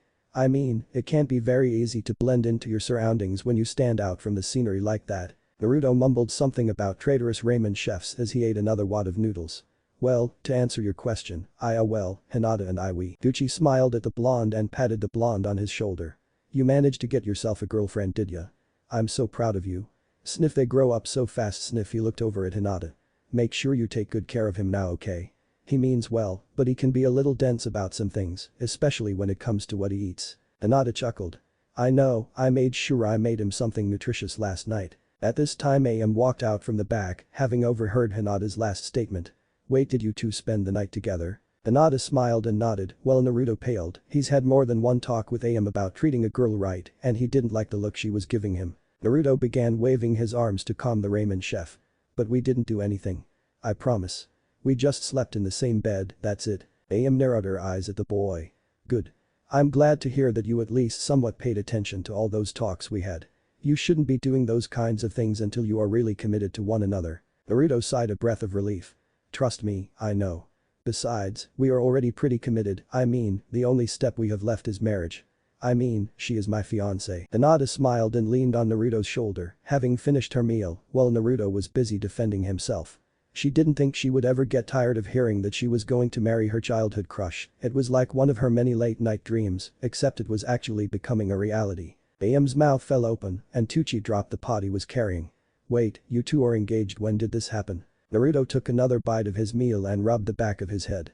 Well, just last night I guess. Suddenly AM was right in front of Naruto and Hinata with stars in her eyes. So how did you do it? Did you take her to dinner first? Oh. I bet you took her on a picnic and popped the question as the sun was setting, oh, that is so romantic. I heard from some of my friends that the girl never forgets the night when she gets proposed to, they say it's magical. Naruto was trying to come up with something to say, but it was Hinata who responded. Sorry AM-san, but Naruto never proposed to me. I asked him to be my husband. Naruto looked down into his half-eaten bowl of ramen. I can't believe I never even thought about proposing. I took away what was supposed to be one of the best memories of her life. AM looked at Naruto's sullen look and patted him on the shoulder. I'm sorry Naruto, I just assumed I didn't mean anything by it. I know that you two are going to be happy together no matter what.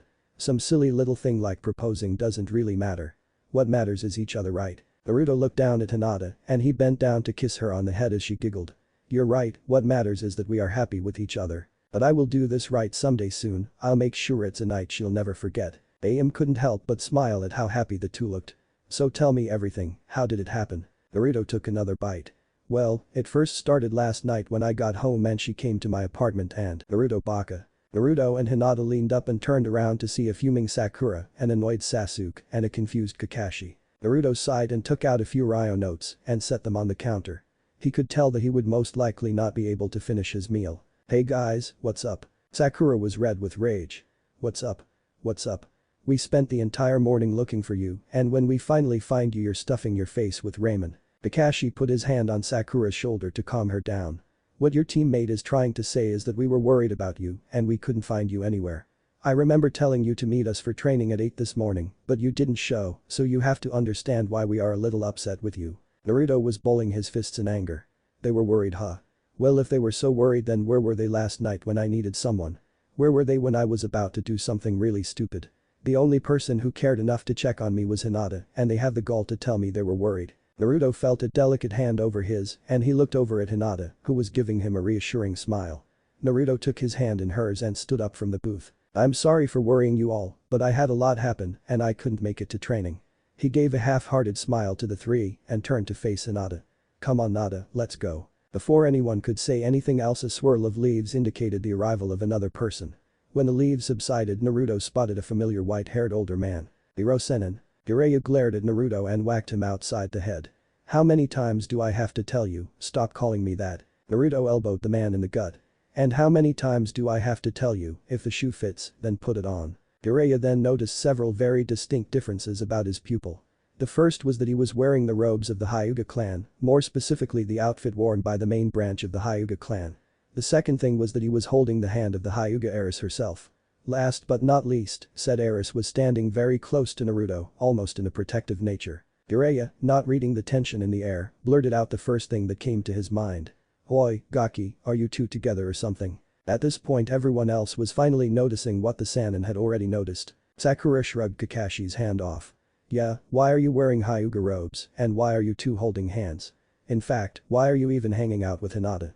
I'm surprised she hasn't fainted yet or stuttered some incomprehensible mumble that no one hears, then pokes her fingers together. Before Hinata could defend herself, Naruto walked up and got in Sakura's face.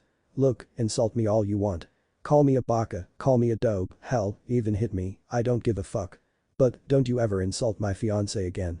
Do you understand me? Sakura could only nod before Naruto walked back over to Hinata and took her hand in his, walking away from the group. When they were a fair distance away, Hinata sighed and leaned her head on Naruto's shoulder. Narukoi, I told you that I can fight my own battles. If I don't start standing up for myself, then I will always be that shy little girl everyone seems to forget. Naruto just smiled and kissed the top of her head. I dunno, I kinda like the sound of that. I would get to have that shy little girl all to myself. Hinata giggled and stopped walking, making Naruto stop too. She put her hands on his cheeks and brought her lips to his, while Naruto wrapped his arms around her small waist. Once again, their intimate moment was interrupted by someone clearing their throat behind them. They broke apart to find Jiraiya standing them with a huge grin on his face. I hate to interrupt your very important business, but I thought I should tell you that I am taking you with me on a little training trip while I go looking for someone. It shouldn't be too long, maybe a few weeks or so, but make sure you pack enough to last you. Naruto looked at the girl in his arms, who looked a little heartbroken at hearing Naruto would be leaving, then back at his substitute sensei. Sorry Jiraiya sensei, but I'm not going anywhere without Nada. Either she goes with us or neither of us go. Jiraiya arched an eyebrow. So all it takes is you to get a girlfriend before you finally show me some respect, huh? Now are you sure you won't reconsider? I can't guarantee her safety. Naruto nodded. Either both of us or nothing at all. Jiraiya paused for a few more seconds before he sighed. Alright, fine. Sheesh. You really have it bad for her, don't you? Naruto looked down at the girl in his arms. He smiled and kissed her lightly. You have no idea. Jiraiya made a small gagging motion. Alright, enough with the mushy crap. You have 2 hours to pack your things and meet me by the front gates. Everything's already cleared with the council, and I just told your sensei, but it's up to you two to tell Hiashi. As a reward for actually being respectful, I'll inform Kurenai that we will be taking her student with us. See you too soon. Jiraiya disappeared in another swirl of leaves. Hinata looked up at Naruto and gave him a quick peck on the lips. That was very sweet of you, Narukoi.now that I finally have you. I don't think I can stand being away from you for so long. Now let's go inform my father of our journey. Naruto picked up that Hinata didn't say they were going to ask for his permission to leave. She is only going to tell him that they are leaving, with or without his consent. They walked hand in hand back to the compound, earning a few strange looks from the people they passed, and talked about what kinds of training they thought Jiraiya would be giving them. Naruto subtly warned Hinata of the pervert's research, and she assured him that she would keep him in line this time, or there would be Jukins to some very private areas. They reached the compound shortly after and walked past the same guards as the day before. Once again they paled and stood at full attention when they walked by, causing Naruto to smirk. They strode down the halls till they got to the same ornate door of Hiyashi's study, and after a single knock Hinata walked inside. Hiashi looked up from his desk to find his eldest daughter walking in through the door with her fiancé next to her. He shuddered as the words went through his mind, and he didn't believe he could ever come to accept the Uzumaki as a son-in-law. He had no problems accepting him as a shinobi. He proved he was a decent shinobi when he defeated Neji in the Chunin exams, but he could never accept him as a Hyuga, especially a future clan leader. Hinata, I guess congratulations are in order for your victory this morning. As promised, I am currently filling out the necessary forms to reinstate you as heiress. Hinata bowed shallowly. Arigato Tusan. The reason I am here is to inform you that Naruto and I will be traveling with Jiraiya of the Sannin for an extended period of time for individualized training. We're leaving in 90 minutes and will be away for approximately 3 weeks. Hiashi couldn't believe it. First, his daughter grew a backbone seemingly overnight and actually stood up to him, something he had been trying to get her to do for years. Then, she destroyed her sister in a spar, the sister that had beaten her in every single spar in the last 4 years. Now, she is telling him that she is going on a training trip with a Sannin for individual training. For the past day Hiashi had been trying to find the reason why everything about Hinata had suddenly changed for the better, and his gaze fell on the blonde boy next to her holding her hand. Perhaps there might just be a place for you in the Hyuga after all, Uzumaki. Hiashi cleared his throat and nodded his head. Very well. I will have several changes of clothes already and a scroll brought for you both and another scroll with emergency rations. I trust that you will use this very rare opportunity to learn as much as you can from one of the most famous and skilled ninja this village has ever produced. Naruto couldn't stifle the small snort that arose from his chest as Hiashi continued to lavish praise on his sensei. Hiashi narrowed his gaze at the blonde. Is there a problem, Uzumaki? Naruto regained his composure and bowed. No, Hiashi-sama, I just find it humorous to put Hiro-sennin up on a pedestal like that. The older Hyuga arched an eyebrow. Hiro-sennin. If that is the way you refer to Jiraiya Dono, then I take it that you know him on a more personal level. The blonde nodded his head. Yes, I have known Hiro-sennin for about a month now. He was the one who trained me when Kakashi tried to pawn me off on this guy named Abisu. Jiraiya is like the perverted uncle I never had, and even though he's a little quirky, I can tell he cares about me a lot. So I meant no disrespect earlier, I just honestly found it funny. Hiashi blinked. Now he tells me that he has a personal relationship with arguably one of the most powerful shinobi of our time. Perhaps there is indeed a place for you in our clan. I see. Well, I will let you two prepare for your journey then. Hinata and Naruto bowed and went to leave. And Hinata. The girl turned around to face her father once again. Stay safe. The girl's mouth fell slightly open and she could only nod slowly. Hi Tusan. They left the room and closed the door behind them and made their way back to Hinata's room. Hinata was still in a daze, she couldn't figure out if her father was trying to show concern and told her to watch out for herself or if he was ridiculing her, saying that she was weak and needed to be reminded to avoid danger. She had the sinking suspicion from his tone that it was the former of the two options. Boy, Nada, are you okay? You seem deep in thought about something. Hinata opened the door to her room and walked over to her bed, sitting down and staring at the floor. Yeah, I'm fine. Just a little tired is all. Naruto walked over to her side and sat down next to her, pulling her into a hug, giving her a kiss on the top of her head. You're a terrible liar, Nada. She looked up, saw him smiling down at her. Sorry Narukoi, just a lot on my mind. Naruto chuckled and gave her a quick kiss on the lips. Don't worry, you don't have to tell me. Just know that I'm here if you need me. Now, I'm going to go take a shower, never know when we might get another. Hinata watched him walk into the bathroom and when the door closed she fell back on her bed, sighing happily and thanking whomever was watching over her for bringing about these new and fantastic changes. An hour later, Naruto and Hinata were standing by the gates talking happily about their different memories of the academy. Naruto was surprised to find out that Hinata knew about most of his stories, mostly because she saw most of them unfold as she watched from the shadows. They stopped talking when they heard a person beside them clear his throat. Ugaku's ready. This is your last chance to back out. This isn't just some vacation, I'll be training the two of you into the ground whenever we aren't looking for our target or resting. So, I'll ask again, you two ready? Naruto looked at Hinata and she took his hand in hers. You bet. End. Chapter 3. It was a gorgeous day, the sun was shining, the birds were chirping, there wasn't a cloud in the sky, and one Hinata Hyuga had never been more pissed off in her life. From the time they had left Konoha till now, a total of 3 hours, they had been going over everything they had ever learned as a shinobi. Jiraiya had them recount their battles, their skills, their jutsu repertoire, even their knowledge of current events and shinobi history. After he had a firm grasp on their respective abilities combat-wise, he began drilling them on certain scenarios and gauging their strategical knowledge based on their responses. All in all, it had been a very productive couple of hours, and they all learned a lot about themselves, but therein was the problem. Aside from the month Jiraiya had trained Naruto, he hadn't learned a thing from his old sensei in the half-year Naruto had been trained. This was the reason for the current mood of Hinata. Naruto. Let me get this straight. The only thing your sensei personally taught you relating to fighting had been tree walking. Naruto sheepishly nodded his head, he had never seen Hinata so upset and in fact until only recently he thought she was physically incapable of getting angry. So imagine his surprise when she let out a curse that was extremely un-Hyuga-like. Jiraiya just watched the two with the world's largest grin on his face and he found himself quickly warming up to the idea of bringing the girl along. Then Nada. She took several calming breaths and forced a smile. Gomen Narukoi, I'm not mad at you. I'm just very upset with the carelessness of your other sensei. Naruto let out a mental sigh of relief, quickly learning that Hinata adding that little suffix to his name meant that she was calm enough to reason with. He couldn't help but draw similarities between the way Hinata was acting and the way he father acted, but luckily he had enough common sense to not voice said similarities. Naruto walked over to his fuming fiancée and hugged her. Nada, don't be upset. It really isn't worth it. Here and now we have each other in Iro-senin, so it's really not worth spending the time to be upset. Somewhere ahead of them there was a grumble about damn Gaki. Hinata sighed and hugged the blonde back.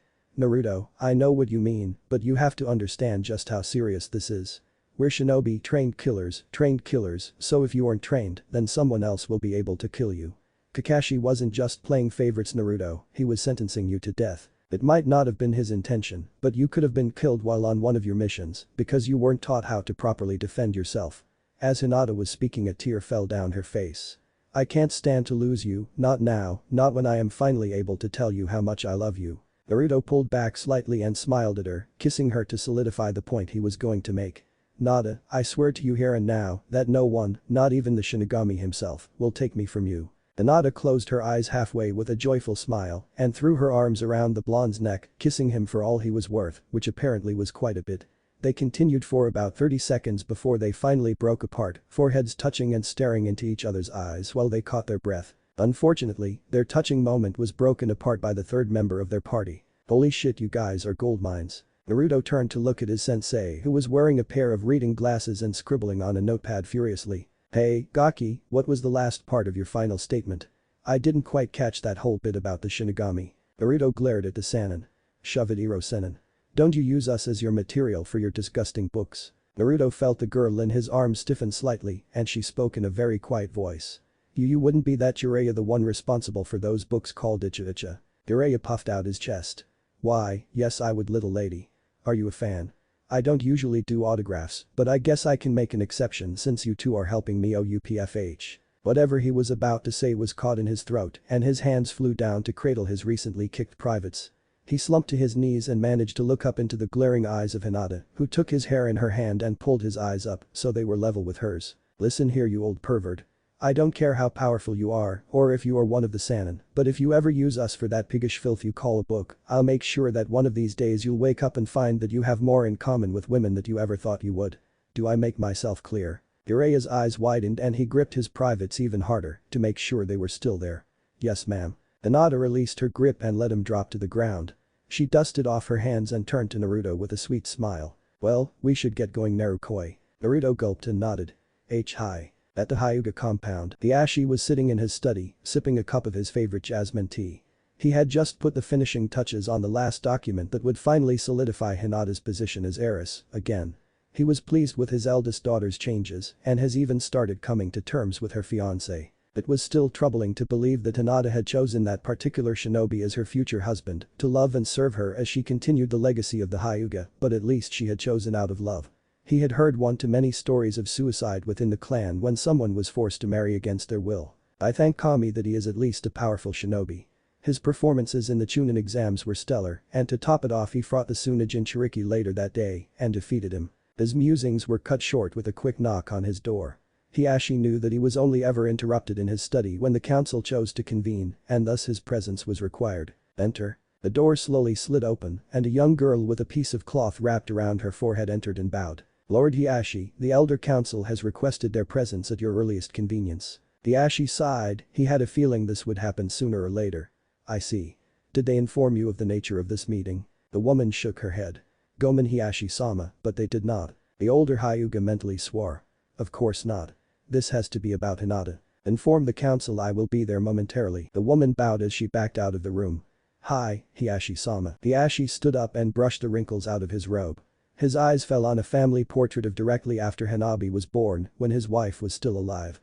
He picked up the picture and gently stroked the figure of his late wife. Itomi, if only you were here none of this would be happening. You always had a knack for bringing out the best in people, and not a day goes by where I don't miss you. He set the picture back down on his desk with a sigh, reining in his emotions and putting them back behind his Hyuga mask. He made his way to the council chambers without running into another soul, quite a rare coincidence in a place that houses several complete families.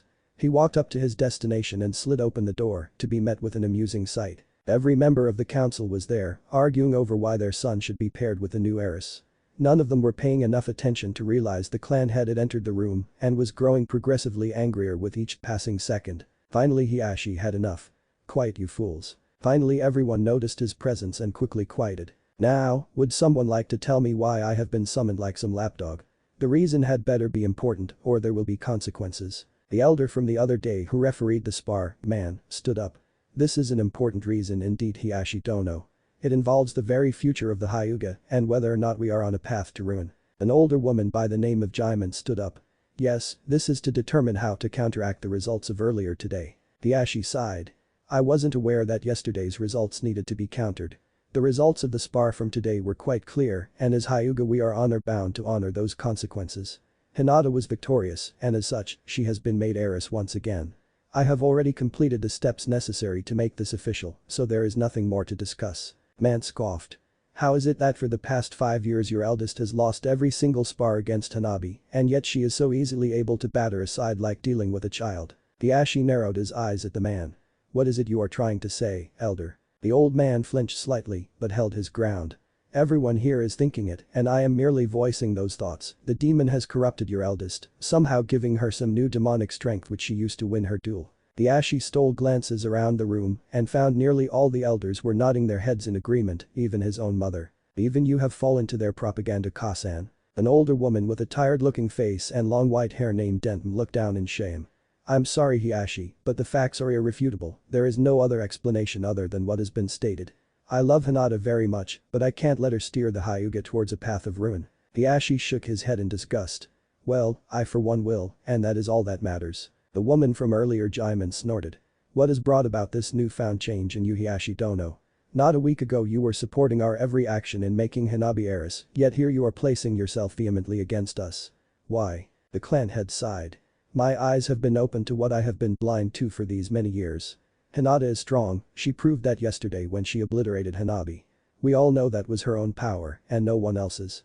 Do you really think Naruto would have been able to supply her with strength in the middle of a spar? We all had our Byakugans active and I know there wasn't a drop of the Kyuubi's power used in that fight unless you all forgot what his power looked like from 13 years ago. Man stood up in rage. You dare to challenge our memory? We all lost family to that beast and no one will ever forget the feeling of pure evil it radiated. Hiashi smiled. Good, then you all know that it wasn't used at all today. The fact of the matter is, Hinata created her own style of juken that allowed her to toy with Hanabi like a cat would with a mouse. Hinata has been holding herself back for years and now no one, not even me, know her true capabilities. She might be able to go toe-to-toe with any one of us and with her new style, might be able to even emerge victorious. There were several murmurs around the room, but Hiashi wasn't finished. I'll admit, I wasn't ready to welcome the Uzumaki into our home either, but you must approach this from an open point of view. We have a rare opportunity, one that hasn't happened to any other clan in Konoha's history. We have a change to incorporate the Uzumaki into our clan. Man stomped his foot in rage. You would defile our blood with that. Denton cut him off. Silence, man, let my son explain his reasoning. Hiashi smirked. We have all heard the stories of the Uzumaki clan of Uzushiogakure.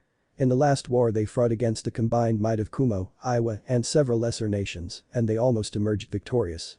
Their sacrifice allowed us to mobilize our forces and win the war, but there were few Uzumaki survivors. Their name alone holds weight all across the elemental nations, and I'm sure there is some sort of heritage for Naruto to claim, since he is the heir to both Uzushiogakure and the nation of Yuzu itself. So tell me, if you oppose the heir to a nation and a village as a husband to my daughter, who else would you have stand by my daughter's side as she leads our clan? There were even more nods all around the room. Hiashi knew he had them almost cornered, it was time to put the final nail on the coffin. It was time to play with their pride. And now they are both under the tutelage of one of the most powerful ninja our village has ever produced, Jiraiya the Gama Sennin, one of the legendary Sannin. When she returns she will be far stronger than previously, and now she has the backing of one of the more influential members of this village. From what I see, there is no one better to lead our clan to new levels of power and prestige than Hinata, and every single one of these changes were brought about by the young Uzumaki. Man looked around the room. He knew there was no way he would be able to convince the council to brand Hinata now, but he still had one more card to play. You say Hinata hasn't been corrupted by the demon yet, but who is to say it won't happen in the future? What of their children? I can't seem to think that the power of the Kyuubi won't infect any future heirs. Hiashi chuckled. Well, if it does then we will see what happens when the power of the mightiest beast in history is mixed with the power of the mightiest Taijutsu. I don't envy the position of any enemy my grandchildren might have, because I for one don't want to be on the receiving end of that combination of raw power. Man sat back down, defeated. He may have been power hungry, but he wasn't stupid. He knew all too well that the prospect of increasing the power of the Byakugan was the one thing the elders would sacrifice anything to achieve, even the position of the next clan head. There were several more minutes of hushed whispers among the elders, but finally Denton stood back up. I think I speak for the majority here that the points my son has brought before the council are more than adequate to recognize Hinata as heiress and Naruto as her fiancé. Hiashi breathed a sigh of relief and stood up. I'm glad the council has seen reason. Now, I must get back to making the final preparations for the marriage between Uzumaki Naruto and my daughter. He left the room and the elders filed out one by one, leaving only a handful left. Man looked to his fellow elders. We can't let this happen. It'll destroy us all. Jaimin shook her head. As much as I want to agree with you, I just can't refute what Hiashi said. We can't do anything anymore, so we might as well make the most of what we can and pray Hinata won't destroy the old traditions. An ancient-looking man by the name of Igazumu stood up. I agree with Jaimin. We have lost the backing of the council, and now the only option left to us is work with Hinata and attempt to decrease the number of changes she will make. Now, I believe we should all get some rest, it's been a very tiring day. Eventually only Man was left. No. I won't go down easily. Not now, not when I'm so close. He left the council chambers to figure out how he could salvage this hopeless situation. In the town of Fujisato, the trio had been traveling for about 6 hours, finally reaching their first destination, the small town of Fujisato, famous for its hot springs, its festivals, and its underground casinos. Jiraiya narrowed his search for his missing teammate to a number of towns and locations where she had been spotted, but it was definitely going to take time to find her. They walked through the front gate and walked straight to the nearest hotel. Jiraiya stopped and handed Hinata a small wad of bills. Go ahead and get us a room while I start asking around for Tsunade. I don't have enough money for 2 rooms so it looks like you two are sharing a bed, but I don't think you two mind, do you? Naruto blushed and took Hinata's hand, leading her into the hotel. Damn pervert. Hinata just smiled, sure she was a little embarrassed, but she wouldn't lie, she didn't mind sharing a bed with the blonde. Jiraiya just laughed and proceeded to walk away to begin asking questions around town. Let's go Nada, you don't want to know where he's going, dirty old man. Hinata giggled. Well, since he's gone, why don't we shower and have a night out? Naruto paused and looked back at her. You mean like a date? Hinata just laughed.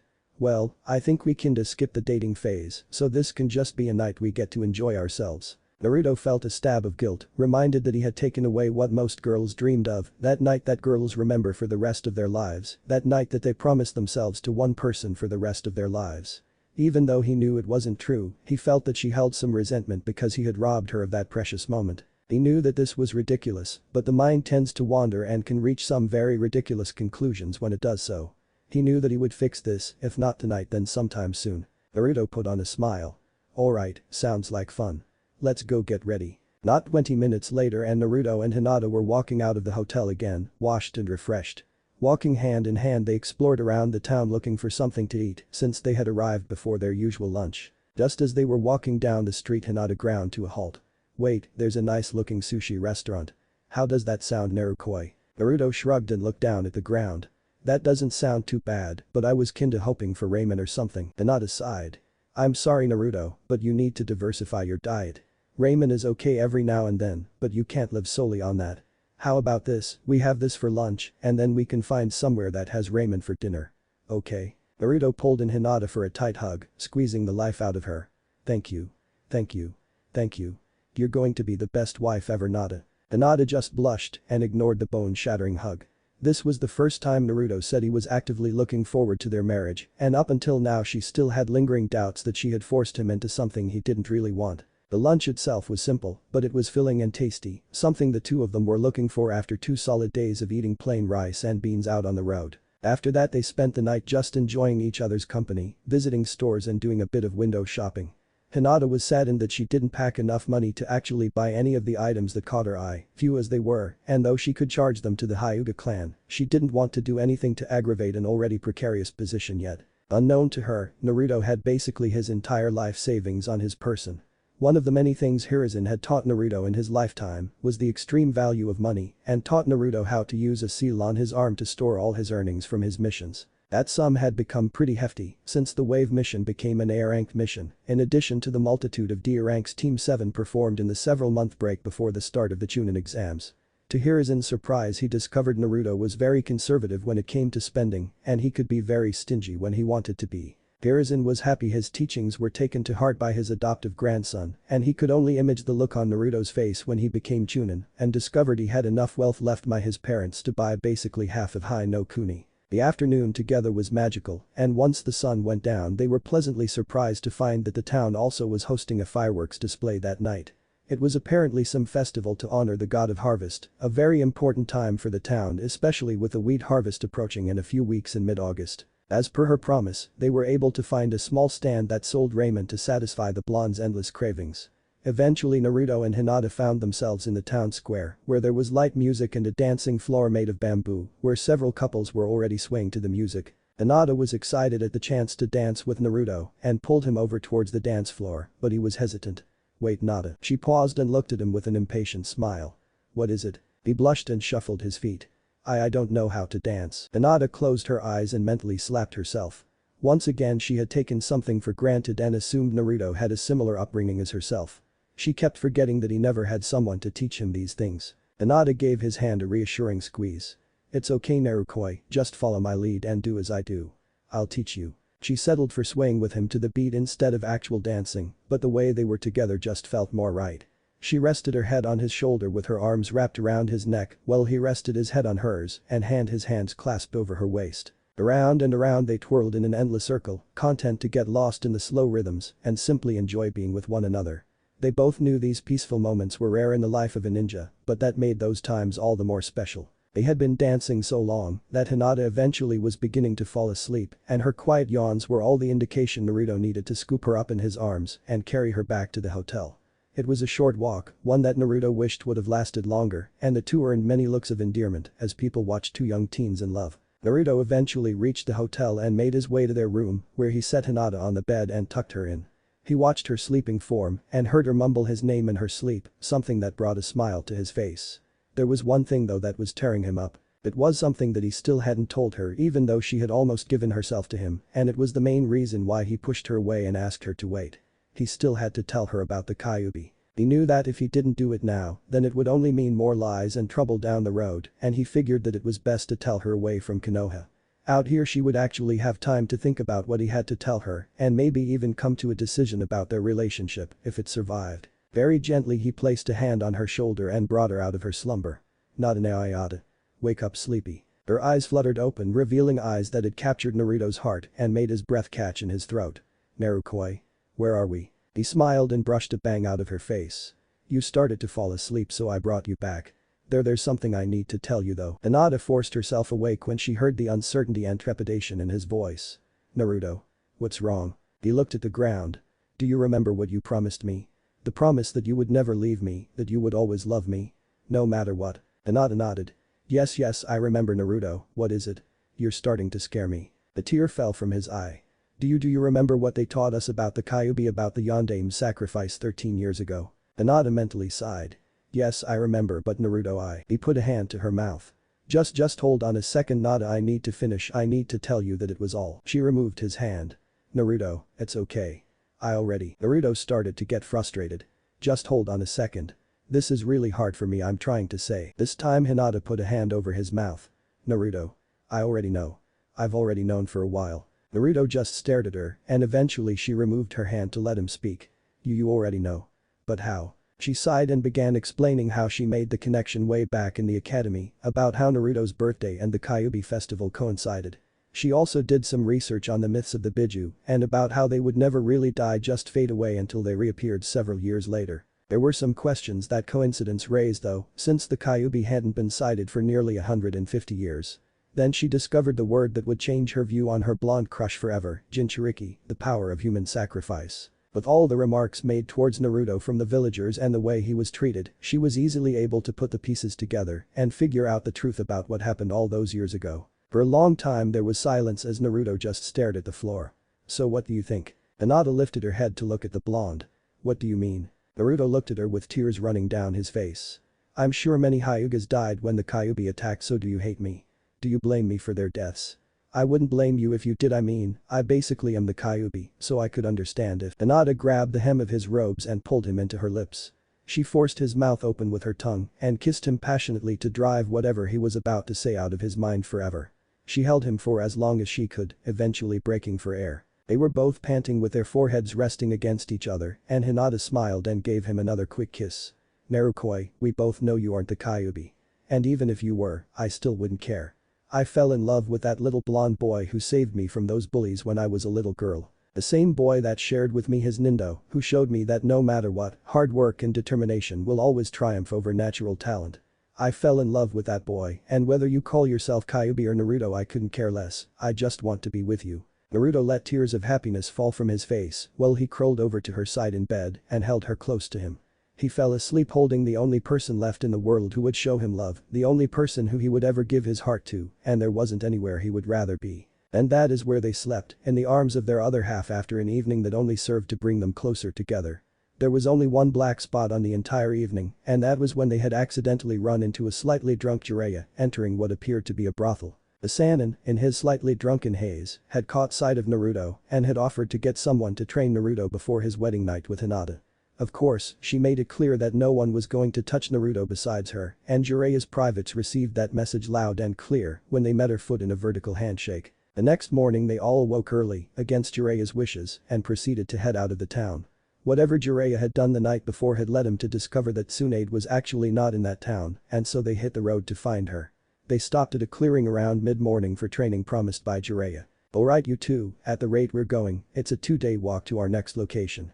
We are going to walk from sunrise till noon and then stop for training." He dropped his bag to the ground and walked over to a tree, plucking several leaves off the tree branches. He approached Hinata and handed her the leaves. "Alright, now I want you to do a chakra training exercise since you've already mastered tree climbing and water walking. You take a leaf and use your chakra to keep it stuck to your forehead." He demonstrated and stuck a leaf to his head between his eyes. "Now, to make this a little more difficult, every time you manage to get a leaf to stick, I want you to place another leaf above one of your tenketsu." Hinata took the handful of leaves and arched an eyebrow. "Why above a tenketsu? Why not just put more on my head?" Jiraiya shrugged his shoulders. "I didn't want to directly say it, but I've had a theory about blocking the famous Jukin of the Hyuga, and you are the perfect person to test this theory. Now, what is Jukin in essence besides a taijutsu form?" Naruto walked over to the pile of leaves and took one, placing it on his forehead to try the exercise. When he focused chakra at the point and let go, the leaf blew off at an incredible speed, causing him to pout and Hinata to giggle. "Well, I guess it's forcing chakra into an opponent's tenketsu, shutting them down temporarily and blocking the flow of chakra through that tenketsu." Jiraiya nodded. "Precisely, now what would happen if someone was able to completely control every one of their tenketsu? What would that mean to those who use Jukin?" Hinata gasped. "The entire fighting style would be rendered useless since the opponent could push chakra out of that tenketsu point and block the opponent's chakra." The old Sannin smiled. "Correct, but you're still thinking too small. If someone was to master control of their tenketsu and had a large enough chakra capacity, then they would be able to continuously push a steady stream of chakra out of their tenketsu during a fight, making them invulnerable to virtually all attacks." Hinata smiled. If she was able to do what he was talking about, she would be as strong as Tsunade, arguably one of the strongest kunoichi in the world. "And you think I can do this?" Jiraiya's smile disappeared. "I can't say. I'm not sure if you would have the chakra capacity to fully utilize this technique like Naruto could, but he just doesn't have the control necessary, unlike you. If you two would just merge, then you would make the ultimate ninja, but I guess there is a way you two can merge." Naruto ignored the perverted statement and took Hinata's hand in his.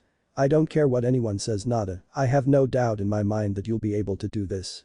You just have to try." Hinata smiled and picked up a leaf, putting it on her forehead. Thank you Naruto, I'll get this technique down or I'll die trying. The blonde laughed nervously. Well I mean try and all, but don't kill yourself please. Hinata smiled. I wouldn't dream of it. Naruto gave her hand a squeeze and leaned in for a kiss, closing his eyes slightly. He saw Hinata do the same and it was clear she wanted to feel his lips on her own just as much as he did, but before they could do so someone cleared their throat behind them, causing them to flinch back. As touching as this is, you both have training to do. This isn't a vacation or a honeymoon, this is a mission. Naruto and Hinata blushed, but knew that he was right, there would be time to be together later. Naruto walked over to Jiraiya and bowed slightly. Sorry, I got carried away and I distracted Hinata. I promise it won't happen again when we're training. Jiraiya rolled his eyes. Cut the formal crap, just pay more attention okay? Naruto nodded. Okay, now make about, oh well, as many clones as you can. Naruto nodded and took a few seconds to gather chakra and put his fingers in a cross-shaped seal. Taju Kage Bunshin no Jutsu, multiple shadow clone technique. There was a puff of smoke and then the training ground was instantly filled with Narutos, as far as the eye could see. Hinata's jaw dropped and Jiraiya looked pleased and he tried for a few seconds to count them, but quickly tired and gave up. Boy Gaki, about how many clones do you think there are? Naruto thought for a few seconds and shrugged. I dunno, maybe 200, around that. Jiraiya nodded. Okay, now Naruto, do you know why this is a forbidden technique? Naruto shook his head so Jiraiya continued. Well, the chakra toll this technique places on the body is very heavy and most jounin are only able to make maybe 2 or 3 before it starts to get dangerous. You are an exception due to your situation and heritage as an Uzumaki, who were all gifted with abnormally high chakra reserves. Naruto's eyes widened. You know about my family. Jiraiya mentally cursed himself for letting that one slip out. Yeah, I know a bit about them and I'll tell you everything I know in due time, but for now focus on your training, okay? Naruto nodded excitedly. Okay, now the major benefit to this technique is obviously having solid copies of yourself with complete chakra networks, which means that they will be able to use every single jutsu you yourself know. The other benefit is the reason I had you make so many clones. Naruto tilted his head. What other benefit? Jiraiya smiled and gestured to a clone to follow him. Come with me, but the real Naruto stay there. The clone looked at the real Naruto and they both shrugged. Jiraiya and the clone walked several paces behind the real Naruto, so there wasn't a way he could see the pair of them. The clone however was quickly losing patience. Oi, Iro Senin, what are we doing out here umph? The clone was nailed in the gut with a strong punch from the Sannin and immediately expelled itself. Naruto turned around and pointed an accusing finger at his sensei. Oi. What the hell do you think you're doing? Jiraiya smirked. What's wrong Gaki? Naruto glared at him. What do you mean what's wrong? You nailed him in the gut. Jiraiya just continued smirking. And how do you know that? You were turned completely the other way. Naruto shrugged his shoulders while still glaring. I don't know, I guess I got his memories or something like that. But it doesn't matter you wait I got his memories. The older Sannin clapped his hands. It looks like you figured it out. When a Kage Bunshin expels itself, all its memories and experiences, everything it learned over the course of its lifetime, is sent back to the original and incorporated into Naruto's own memories. So if you train with let's say 200 clones for about 6 hours, you would do the same amount of work as another person doing that same training for about 50 days straight. Naruto's face erupted into a massive grin. I can learn so much I can literally learn everything in the Konoha library in a single day. This is incredible. Hinata finally decided to speak up after getting over her initial shock. Naruto could fit entire years' worth of training into mere weeks. Jiraiya sent a glare over towards Hinata. Oi. Did I tell you to stop? Hinata flinched and went back to placing leaves over her tenketsu. No Jiraiya-sensei. Jiraiya watched her for a few more seconds before he turned his attention back to Naruto. Okay, now that you know the benefits you can apply it to training. Just remember, this only works for things you can learn, meaning jutsu, strategy, chakra control exercises, you know, things you have to remember with your brain. It has no effect whatsoever on physical endurance or things of that sort, so you will still need to keep yourself on a harsh physical regimen, but for now I want you all to focus on water walking. Just focus chakra on the bottom of your foot like tree climbing. It'll be more difficult since the surface of the water will change, so you're going to have to fluctuate the amount of chakra on the bottom of your foot constantly. Now get to it. I want you to practice for about 2 hours then dispel your clones. There was a chorus of hi that resounded throughout the training grounds while Jiraiya went to sit under the shade of a nearby tree and doze off for a nap. Jiraiya was shaken awake by a very wet Naruto who had the largest smile on his face. Iro Senin. I dispelled all the clones after 2 hours like you said and I got a huge headache, but then when I went to try the exercise again it was like I could do it all along. These Kage Bunshins are a sign from Kami that I'm going to be a great ninja. Jiraiya grumbled a bit and stuck a finger in his ear to clean out the wax. Yeah, sure Gaki, sure. He reached into his pocket and took out a small slip of paper, handing it to the blonde who tilted his head. What's this? Jiraiya arched an eyebrow. What do you mean what's this? Naruto was about to speak when Hinata walked over and placed a hand on his shoulder. Jiraiya-sensei, Naruto wasn't in class when we learned about chakra paper. Haruka-sensei was sick that day, so when the lesson started Mizuki-sensei sent Naruto out of the room while he taught it. Jiraiya blinked. Wait a second. You mean Naruto was purposely made to leave the room while one of the teachers had you all test your elemental affinities? Hinata nodded with a shamed look on her face. Hi, no one said anything because we didn't want to get in trouble. I'm sorry Naruto. Naruto shrugged. It's alright Nada, we're fixing it now so it's okay, no harm downright. Jiraiya cursed under his breath, he was going to personally make sure things changed when Tsunade became the next Hokage. Well Gaki, this here is what is called chakra paper. It's made from trees that are fed on chakra in special nurseries and are used for the purpose of determining a person's elemental affinities. You have to channel chakra into the paper and the way it responds tells you your particular affinity. Now be clear, just because you don't have an affinity towards an element doesn't mean you can't learn it, it just means it'll be a whole lot harder and it'll need a lot more chakra. Now stand back so I can show you. Jiraiya held the paper in the palm of his hand for a few seconds before half of it turned to dirt and started crumbling away while the other half ignited and burned off. See that? It means I have two elemental affinities, fire, high, and earth. Tsuchi, type chakra, meaning Kaiten, fire release, and Doten, earth release, are very easy for me. You already know what fire and earth looks like, so if you have wind the paper will split in two, lightning the paper will wrinkle, water. The paper will become wet damp. Naruto nodded and took the piece of paper, channeling some chakra into it. Naruto jumped a bit when the paper was violently torn in two and then proceeded to tear itself into oblivion. The blonde looked at the pieces of paper in his hand and then turned his gaze towards his stunned teacher. Hiro-senin.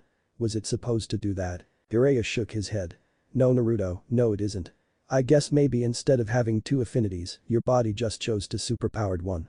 What I just saw leads me to believe that you have one of the strongest, if not the strongest, wind, K's, chakra types I've ever heard of. Naruto just grinned and pumped his arm.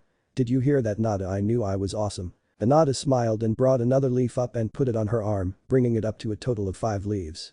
She had made decent progress, but she was reaching the limits of her chakra capacity and she would soon need to rest unless she wanted to risk chakra exhaustion. Naruto was brought out of his cheers by an abrupt smack to the head, courtesy of Jiraiya.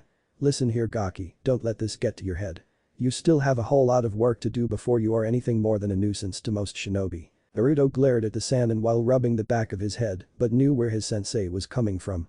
Pride could get you killed on the battlefield, he had seen this more than once having been on a team with one of the most prideful people in the world. Sorry Hiro-senin, it's just I've been told for so long that I'm the dober dead last that I got excited when I found out I was actually going to be good at something. Jiraiya sighed. Look kid, if it makes you feel better I was the dead last of my class too. Naruto's eyes widened in disbelief and Hinata too was so surprised she let all the leaves fall. Unfortunately Jiraiya saw her lapse in concentration. Boy, Gaki-et, good job on keeping it up for so long, but now you have to drop down and give me 100 push-ups and then do 200 squat jumps. Then repeat that 5 times. Hinata's mouth fell open and she sent a pleading look for help to Naruto, who nodded back. Hiro-senin, isn't that a little harsh? Jiraiya chuckled. It might be, but that is what my ex-teammate Tsunade made me do whenever we trained. She was a strength and stamina monster and those 2 exercises were her bread and butter. Of course, she would eventually wear weights for added strength, but you get the picture. So hop to it. Naruto looked at Hinata who cast a defeated look at the ground. Naruto laughed at her distress as she did one push-up after another, but his laughter stopped when he found Jiraiya smirking at him evilly. Who said she would be doing this alone? Naruto gulped and went over to take position next to his fiancée. The next 2 days continued in the same manner, traveling in the morning while training in the afternoon, and needless to say both Naruto and Hinata were exhausted. Naruto had been able to completely master all forms of chakra control with the use of his clones and were now using them to cut through leaves on his first steps towards wind nature manipulation training. Jiraiya said he wanted him to be able to know the ins and outs of wind chakra before he taught him any new jutsu and despite Naruto's many protests, he kept true to his words. It was very slow progress, even with the clones, and Jiraiya assured Naruto that it took Sarutobi Asuma, one of the more accomplished Futen, wind release, users in Konoha, at least 3 months to complete this stage. The only thing Jiraiya had taught Naruto jutsu-wise was the Shunshin, body flicker technique, and that was only to shut him up on the second evening. Of course, this training was also joined by the physical training that Jiraiya put him through, and coupled with the mental fatigue of 200 clones and thousands of hours of training, it all equaled one tired genin, even with the Kyuubi's accelerated healing. Hinata was in worse shape than him. She had maxed out on her leaf control exercise when she reached around 53 leaves, all placed over Tenketsu and held there with Chakra. Unfortunately, her reserves were too low to expel that much chakra all at once, but she was told by Jiraiya that her reserves would grow quickly as she continued her training, not to mention she still had quite a bit of growing to do before her chakra coils were fully developed. Her chakra control was increasing at an astronomical rate, and she was able to expel her chakra out of all the major Tenketsu at any point in time, though she was still working on replicating that feat with the smaller Tenketsu points. She was also going through that workout soreness phase, since she was still getting used to the physical aspect of training, but she was excited to see the results of all her training. Physically she was just as tired, especially since her team never really stressed the physical aspect of training. Therefore the relief they felt when their next stop came into view was a most welcome sight for the two exhausted shinobi. The city of Birori was quite an impressive sight, at least 3 times as large as the small town of Fujisato. When they entered the city gates, Jiraiya turned to his 2 students. "Alright you two, same drill. You guys go and get a hotel room for us while I look around for Tsunade." He went to reach into his pocket for some money to give the two, but was stopped when Naruto rushed towards him and grabbed his hand. Naruto bent up to whisper in the Sanin's ear. "Hiro Senin, I'm planning on taking Hinata out somewhere very nice tonight and I want it to be really special, but that doesn't really work when you come in at 3 drunk, so here." Naruto shoved a large wad of Ryo notes into the older man's hands. "Can you just stay somewhere else, use the money to research and just give us a night alone? Please, just for tonight." Jiraiya smirked at his student's request. "Wow Gaki, never took you for the perverted type, but with a wifey like her I guess I can understand." Naruto blushed and stammered a response. "It isn't like that you perv. I just want this night to be special without your drunken ass there." Jiraiya chuckled and took the money from his student's hands. "MMHMM, that's what they all say." Still chuckling, the older man walked into the city waving over his shoulder. "Don't get yourselves killed now." Hinata walked up to a grumbling Naruto. "Narukoi, why did you give Jiraiya-sensei money?" Naruto took her hand in his and began to walk into the city, heading for their finest hotel. "Well, I wanted some time where it's just the two of us without that perv. I wanted to have tonight just be us, without any distractions from him, where I get to treat you like a princess, like you should be." Hinata smiled and hugged herself to Naruto's arm while resting her head on his shoulder. Naruto turned and kissed the top of her head before resting his own on hers. To anyone passing by, they would have seen 2 teens walking down the road, looking very much in love, and they would be spot on. Hinata watched as they walked past all of the lower quality hotels, places where they would normally stay. "Narukoi, where are we going?" Naruto chuckled, pulling his arm out of her grasp and wrapping it around her shoulders, pulling her closer. "I told you, tonight is going to be special, and I can't really do that at a crappy little hotel like that now, can I?" Hinata smiled, liking the more romantic side of her fiancé. "But anywhere with you is special. It doesn't have to be somewhere fancy and expensive." Naruto grinned and tightened his grasp. "No, I guess it doesn't, does it? But it definitely doesn't hurt either." They then walked into a very high-class looking hotel with a large lobby. The floor was made completely of marble with large decorative pillars lining the pathways. The room opened up to a vaulted ceiling with a massive chandelier, and on the ceiling was a painted mosaic of the Shodaime Hokage's fight with Uchiha Madara. Naruto and Hinata were in awe at the pure grandeur it displayed in the hotel, and they too were getting looks by both the staff and the other guests, since they were both in their training gear. Naruto ignored them and walked up to the front desk with his head held high, where he was greeted by a small man in a suit. "Hello, my name is Uzumaki Naruto, and this is my fiancée Hyuga Hinata. I request a room for us to stay in for the night." The man was smirking at the couple up until he heard Hinata's name. "Hey, are you the Hyuga Hinata? Heiress of the Hyuga clan?" Hinata smiled and nodded. "Yes I am, now would you be so kind as to ready the Hyuga suite for my fiancé and I to spend the night in?" The man bowed low while sending off several bellops to do as requested. "Oh, of course Hyuga-sama. Your room shall be ready momentarily." Naruto nodded and led Hinata away from the desk. When they were alone again, he looked at Hinata with an arched eyebrow motioning towards the check-in desk, but she just shrugged. "What? The Hyuga are famous in Hai no Kuni and Konoha, especially with the fall of the Uchiha. We are highly respected and have many connections all throughout the elemental nations." Naruto nodded and smiled. "I guess you're right. I'm still getting used to the attention, I guess." Hinata smiled and wrapped her arms around his back, pulling him in for a quick kiss. "Well, you better get used to it, mister, because you aren't going anywhere for a long time. Understand me?" Naruto chuckled and gave her another kiss. "Yes ma'am." A teenage girl with long brown hair and deep-sea foam eyes in a Bellup uniform approached the couple and bowed. Your room has been readied for your use. All sheets and linens have been changed and the room was given a quick cleaning. Naruto eyebrows rose. What? Really? That sure was fast. The woman bowed again. The Hyuga suit is always kept in good condition, but whenever its use is called for it is taken as top priority, especially when there are guests involved with the Hyuga visiting. Hinata didn't like the way the girl was looking at her. Naruto. Has she no shame? It is clear that we're together, hell, we're wrapped around each other. Thankfully when she looked back at Naruto he was only looking at his fiancée and they were led away to their room. They walked up to the elevator and when the doors opened Naruto pulled his hand out of Hinata's. She turned to him. What's wrong? He smiled and made a cross-hand seal, creating a cage bunshin. The two Narutos looked at each other before nodding and the clone ran off. Naruto then took Hinata's hand again and stepped into the elevator. Don't worry Hinata, he is just going to take care of something while we freshen up. Hinata could tell that he was keeping something from her, but she knew he was only trying to make this night very memorable, so she just let it go and stepped into the elevator. With Cage Bunshin, the Naruto Cage Bunshin quickly left the hotel and turned towards the upper class portion of the city.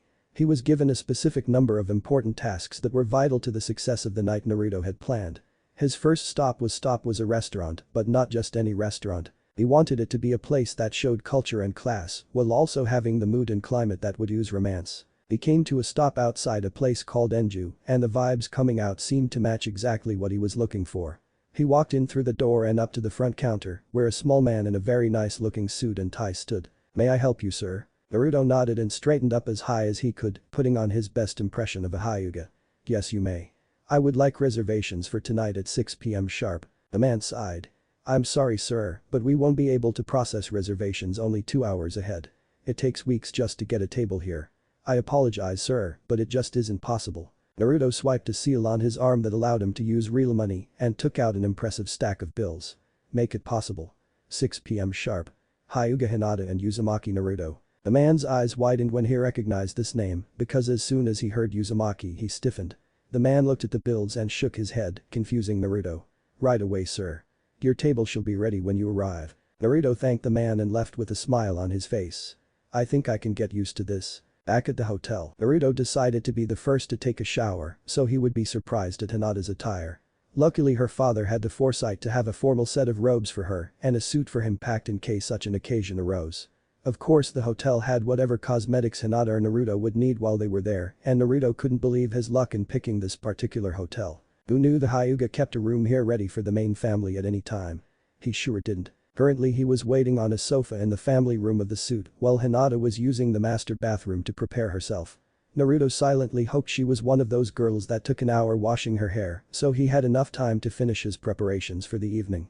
Luckily his clone created another clone before dispelling, informing Naruto that dinner was taken care of. Only 2 more things to do and if those go off right then this will be the best night of her life I hope. Just then he heard the shower turn off and he silently prayed for his clone to hurry up and finish. But the Cage Bunshin, he was in a store, still in the expensive part of the city, one that he never thought he would ever step into.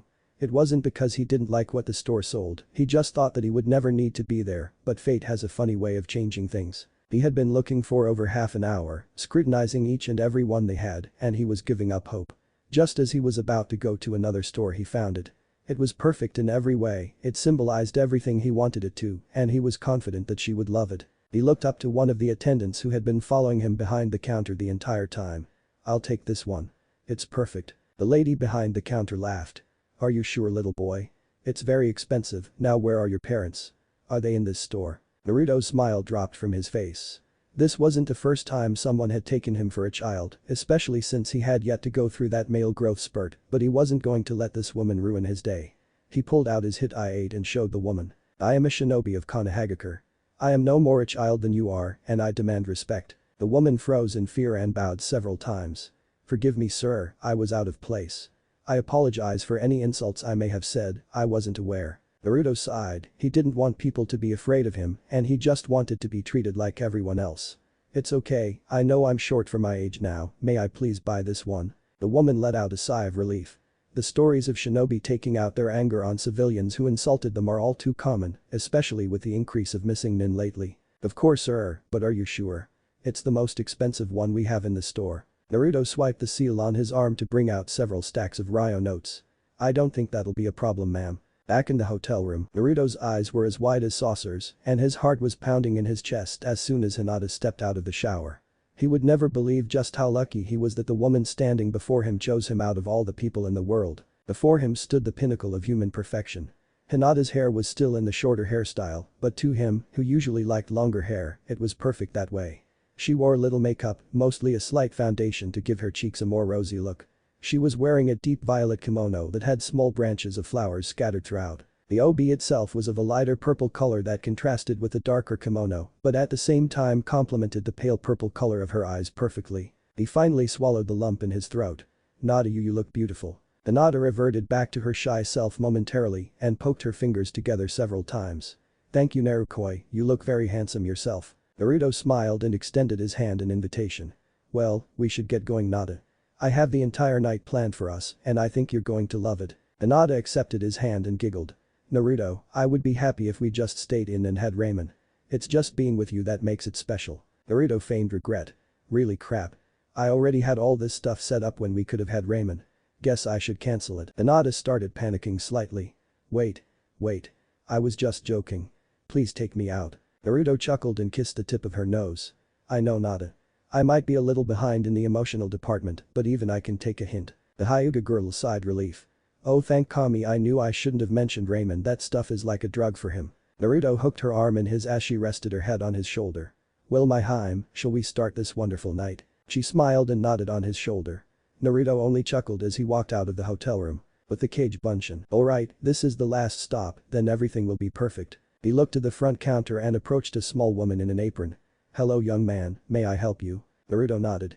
"Yes, I'm planning a special night for the most important woman in the world and I need something that tells her I love her and only her." The woman made an "aw" sound and complimented him on his romantic feelings. "You know, not enough men have the guts to spend the time to properly romance a woman. Whoever this young lady is, she is very lucky to have found you." Naruto blushed and smiled, mumbling something under his breath. "Well, actually it was the other way around. So, is there something you can tell me about her?" Naruto thought for a second. "Well, her favorite color is purple." The lady behind the counter thought for a second then grinned broadly. "I have just the thing. Stay right here." She disappeared through a door behind the counter and came back several seconds later with a vase full of purple flowers. They are called lavenders. They represent love and fidelity, and personally I think these are the best flowers out there to show that. So many people use roses that it's almost become a cliché, and the lavender has been really downplayed the last few years, so I don't think she'll be expecting it. Naruto took the flower and smelled it. It smelled faintly like Hinata, and Naruto knew then that those were the flowers he had to get for her and use, no matter what. He handed the vase back to her. "So are these the only lavenders you have or are there more?" The woman laughed. "Oh dear no. This store actually has a nursery out back and lavenders are the main flower grown there. For some reason Kumo is having a massive building project using lavenders, something about preventing runoff while beautifying the mountains." Naruto just smiled and swiped the seal again, pulling out several large stacks of bills. "Perfect. I'll take them all." With Naruto, he led Hinata through the streets and they were getting looks from many people who were happy that such young love was in the air. When he finally came to a stop outside of Enju, Hinata looked up. "Enju, where have I heard this name before? Is this that Enju, the most lucrative restaurant in all of Hai no Kuni?" Naruto honestly didn't know that little tidbit of information. "I guess it is Nada, now let's go in. It's almost 6. They walked inside and the man from earlier saw their approach and grabbed 2 menus and bowed before them. "Uzumaki-sama, Hyuga-sama. I'm honored you two are able to join us tonight. Please follow me and I'll show you to your table." The man politely motioned for the two to follow him and led them towards the back of the restaurant. The atmosphere was even better than Naruto had hoped for. The lights were dimmed yet gave enough light to easily see anyone around the table. There was a harp player towards the side of the restaurant that gave the perfect ambience, and from judging the tables, Naruto was able to see that this was every bit as high class on the inside as it looked on the outside. They were led through a door to a back room with a single table, where a man in a very expensive looking suit was waiting for them. Hinata shot a look towards Naruto who just shrugged. He didn't know what was going on either. When they approached the other man he bowed. "Good evening Uzumaki-sama, Hyuga-sama. My name is Kunkana Enju, the owner of this humble establishment, and I will be personally taking care of you two tonight." Naruto nodded and thanked the man as he was pulling out Hinata's chair for her to sit down. Naruto then took his own seat while their water glasses were filled. "Enju-san. I have a question for you if you don't mind." The man looked up and bowed. "Of course Uzumaki-sama, ask anything." Naruto now was very confused. He had never been treated like this before. Why is everyone taking care of us so well? Not that I'm complaining, of course. I'm just wondering why. Hinata looked perplexed, as if Naruto had asked if the sky was blue. Uzumaki-sama, do you not know that your family was the one who gave me the money to build this restaurant? Both Hinata and Naruto were surprised this man knew of the Uzumakis, no one ever seemed to know anything about them. You know about my family? The man smiled. Of course I do, Uzumaki-sama. I was in contact with your family for some time and I am pleased to say that I consider myself one of their friends. I was told of a young Uzumaki with blonde hair and bright blue eyes and I made a vow to always welcome him into my establishment as I have welcomed his family in the past. Naruto fought back the urge to ask about his family. This night was about Hinata and he would always have time in the next few days. Thank you Enju-san for your kindness. The man bowed again. Of course.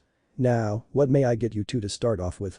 Your meals will of course be on the house. This was the signal for Naruto's stomach to make a rumbling appearance, causing Hinata to giggle and Kankana to chuckle. With the cage bunshin, he was in the last spot he needed to be, finishing up everything, making sure it was perfect. Jumping back and standing on the hill overlooking his work, he felt satisfied with how it turned out. She'll love it. He created a few more clones. Alright, one of you guys dispel to send back the memories. The rest of you stay here and make sure no one messes this up. And make sure the rest of the guys stay hinged. This whole thing'll fall apart if even one of them jumps the gun. They all hate as the clone jumped off to find the original, leaving a dozen clones to decide amongst themselves who was going to dispel. They all circled up and began looking between at the other clones, tension building. Their hands began inching towards their kunai pouches and they started to slip into their taijutsu stances. Finally, at the apex of the tension, they all shouted at the same time. Ganken KO. They all threw out their hands, revealing that they all threw out paper. They all sweat dropped and one of the clones sighed. Maybe doing a Janken, rock paper scissors competition with clones of the same person wasn't a good idea. But Naruto and Hinata, the happy couple, were sharing a desert of wasabi, multicolored sugar candies, and were happily chatting away. The night had so far gone off without a hitch and it was even better for Naruto since he got to meet someone who personally knew his family and he had already been invited back to discuss what the man knew. As they were finishing, Kankana came back to the table. I hope that you two found your dinners to be enjoyable. Naruto grabbed Hinata's hand and gave it a light squeeze. I'm sorry Enju-san, but nothing will be able to beat Hinata's cooking, but I will admit, it was very delicious. Kankana smirked. Of course Uzumaki-sama, I understand completely.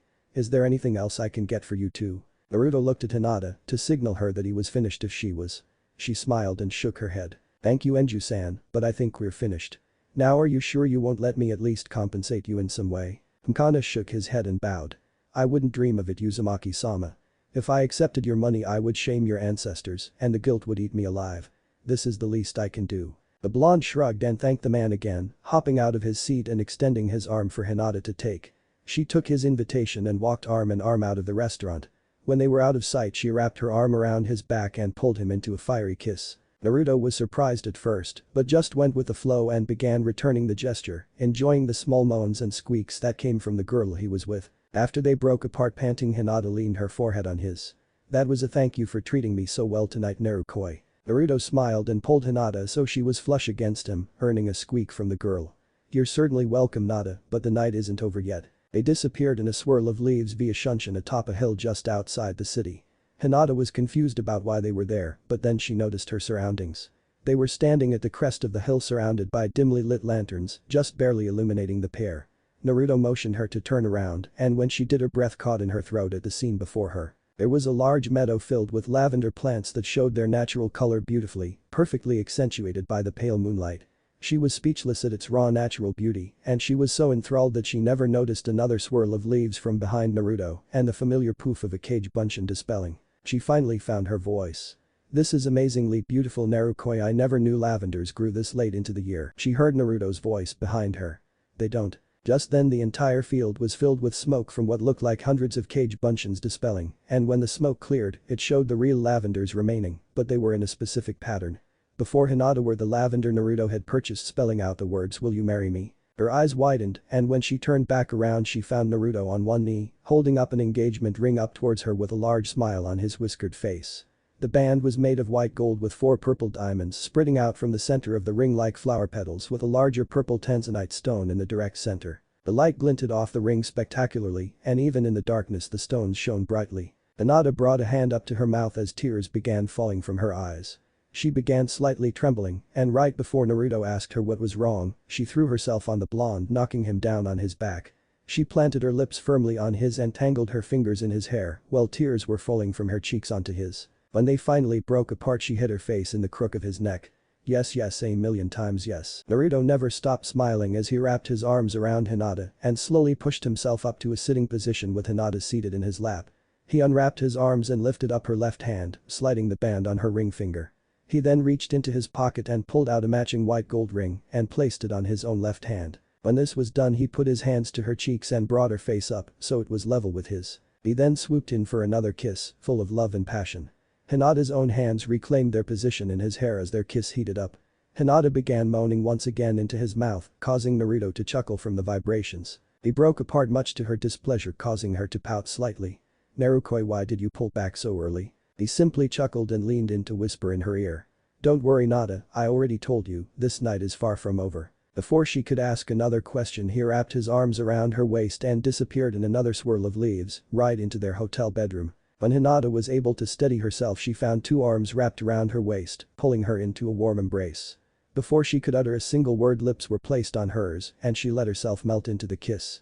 She wrapped her arms around the blonde's neck and ran her fingers into his spiky locks, fisting the hair in her grasp. She pulled just enough to get him to slightly open his mouth and wormed her tongue into his mouth where she fought for control. She was met with little resistance and proceeded to release her grip on his hair and bring it to his suit coat, slowly pushing it off his shoulders. It fell to the floor and Hinata brought her hands back up to grip his hair. Naruto pulled off his tie and let it fall with his coat, undoing several top buttons as Hinata caressed his head while still fighting for control. Soon Naruto's shirt was off and he brought his hands up to Hinata's shoulders to pull her back slightly. Reluctantly, she released his hair and pulled out of his mouth. "Nada, I just want to make sure that this is what you want. I don't need to be intimate with you to know that you love me and we have the rest of our lives to be physical. I just don't want this to change anything between us. If something happened and you left, I don't think I can survive having someone else leave me like Gigi did. I just don't think I'm strong enough for that." Hinata wrapped her arms around his neck and gave him a peck on the lips. "Naruto. Listen to me right now. Nothing, and I mean that, nothing, will ever change the way I feel about you. This isn't some fangirl crush like all those girls back in the academy, this is real love. I love your jokes, I love your determination, I love your personality, and I love your caring nature. So far I haven't found anything not to love. And the fact that you're very handsome doesn't hurt either. I want to be with you, now and forever, and be the woman you wake up to every single day, the woman you come home to, and the woman you share your dreams with." Naruto kissed her again. "I love you so much, Nada." She tightened her grip on his neck. "I love you too." They essentially brought their mouths together again, and this time Naruto was the one to initiate the attack on her mouth with his tongue and fight her for control. She squealed in surprise and delight, excited that Naruto was finally ready to accept her fully. Naruto brought his hands down to her obi and began to unwrap the intricate knot, and after several seconds he was met with success. Naruto slowly traced the outline of Hinata's body with his fingers, sending chills up her spine. He finally brought his hands up to rest on the fabric on her shoulders and gently pushed the robe off, letting it slip past her shoulders and pulled into a pile of lifeless silk at her ankles, leaving her clad only in soft lavender panties and a matching lacy bra. Hinata giggled into the kiss and pushed Naruto out of her mouth. "Not very nice, Naruto, I shouldn't be the only one like this." Grinning, she slowly brought her hands down to hem of his pants and unclasped the button and zipper, letting Naruto step out of the dress pants, leaving him in his burnt orange boxers. They both took a few seconds to admire each other's body and soon they were back in each other's arms, slowly kissing and showing each other the depths of their emotion. Sometime into the kiss, Hinata wrapped her legs around Naruto's waist, feeling his growing arousal brush her underside.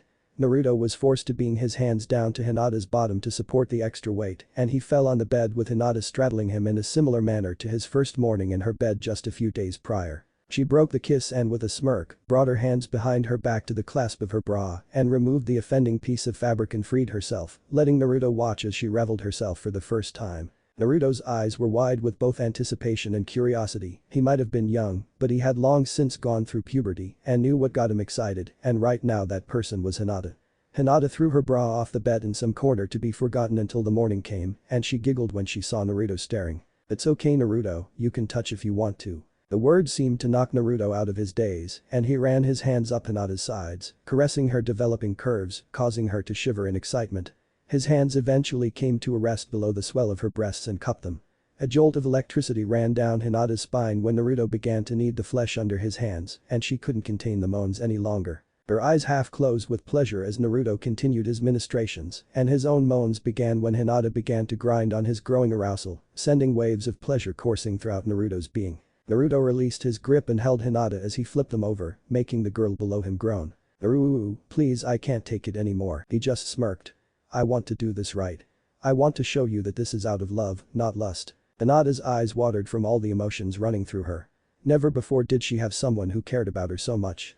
She never had someone to hold her when she cried after she was called a failure, or a friend to talk to and share her dreams with, or a loving mother to console her when she woke up at night shivering from a nightmare. But here and now, she finally had someone who wanted to do all those things for her and show her all the love she never found in her childhood. Naruto silenced her tears with a kiss, letting Hinata wrap her arms around his neck as she pulled him in closer. Naruto used his left arm to keep some distance between himself and Hinata while he ran his right hand down Hinata's side again and followed his trail across her toned stomach down to her covered womanhood. Hinata jumped slightly and her eyes shot open when she felt a hand touch her where she had never been touched before. She would have gasped, but her mouth was currently occupied and there was no way she would push Naruto away just to gasp, so she settled for a throaty moan. The blonde just grinned into the kiss as he kept up his touches. Up until this point he had just been experimenting on what he thought would make Hinata feel good and gauged her reactions. He had since determined that Hinata was pretty sensitive and just his touch made her leap off the sheets as her panties became progressively more wet, which made his pride soar. He was surprised when Hinata brought her legs up and wrapped them around his waist.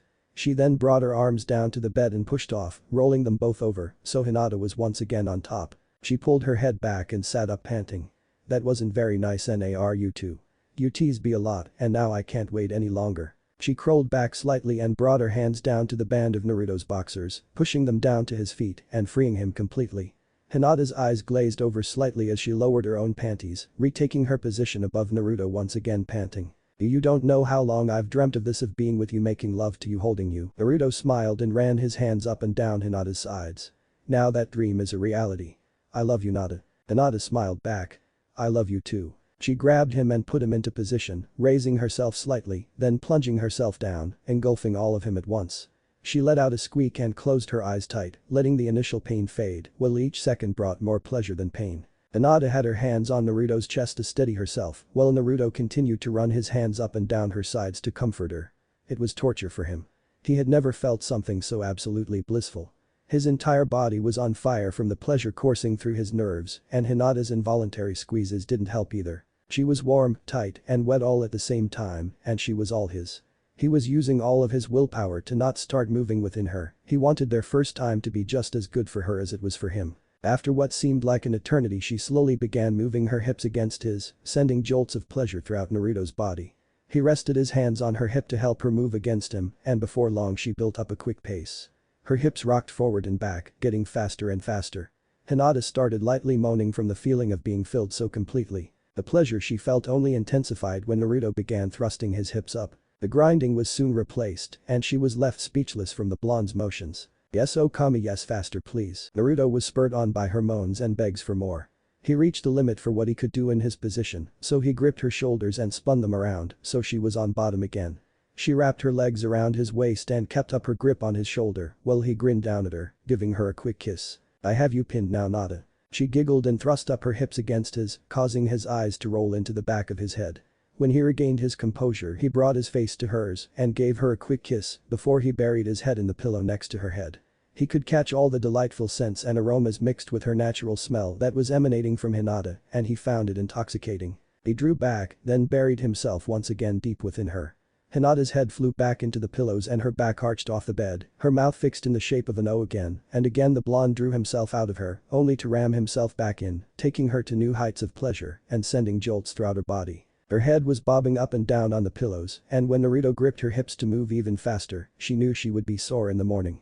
Hinata opened her eyes slightly when suddenly she felt him hit a spot within her that sent liquid fire racing all throughout her body. She could feel something building within her, and she knew it would only be a matter of seconds before she lost the battle for control. A straight tear of happiness fell from her eye, and she murmured underneath their panting, "I love you." Her eyes shot open as something deep within her exploded out, and she clamped down on her partner, screaming out a release. Naruto couldn't handle the sensations, and soon he too went over the edge with her as his eyes glazed over and he lost himself in the torrent of pleasure. They stayed that way for several more seconds before they both collapsed on each other, panting and gasping for breath. As the adrenaline began to leave their system, their eyes began to close from exhaustion. Naruto wrapped his arms around Hinata and rolled them over so she was on top of him, resting on his chest. Naruto looked down at his future wife and smiled, brushing one of her bangs behind her ear as she fell asleep. He bent his head down and kissed the top of her head. "I love you Hinata now and forever." And what if Naruto became leader of the Hyuga clan, married Hinata harem? Thanks for watching my video till the end. If you enjoy this content, then do consider subscribing to my channel and leave a like if you guys need the next part, comment down, and thanks for watching the video and see you guys in the next video.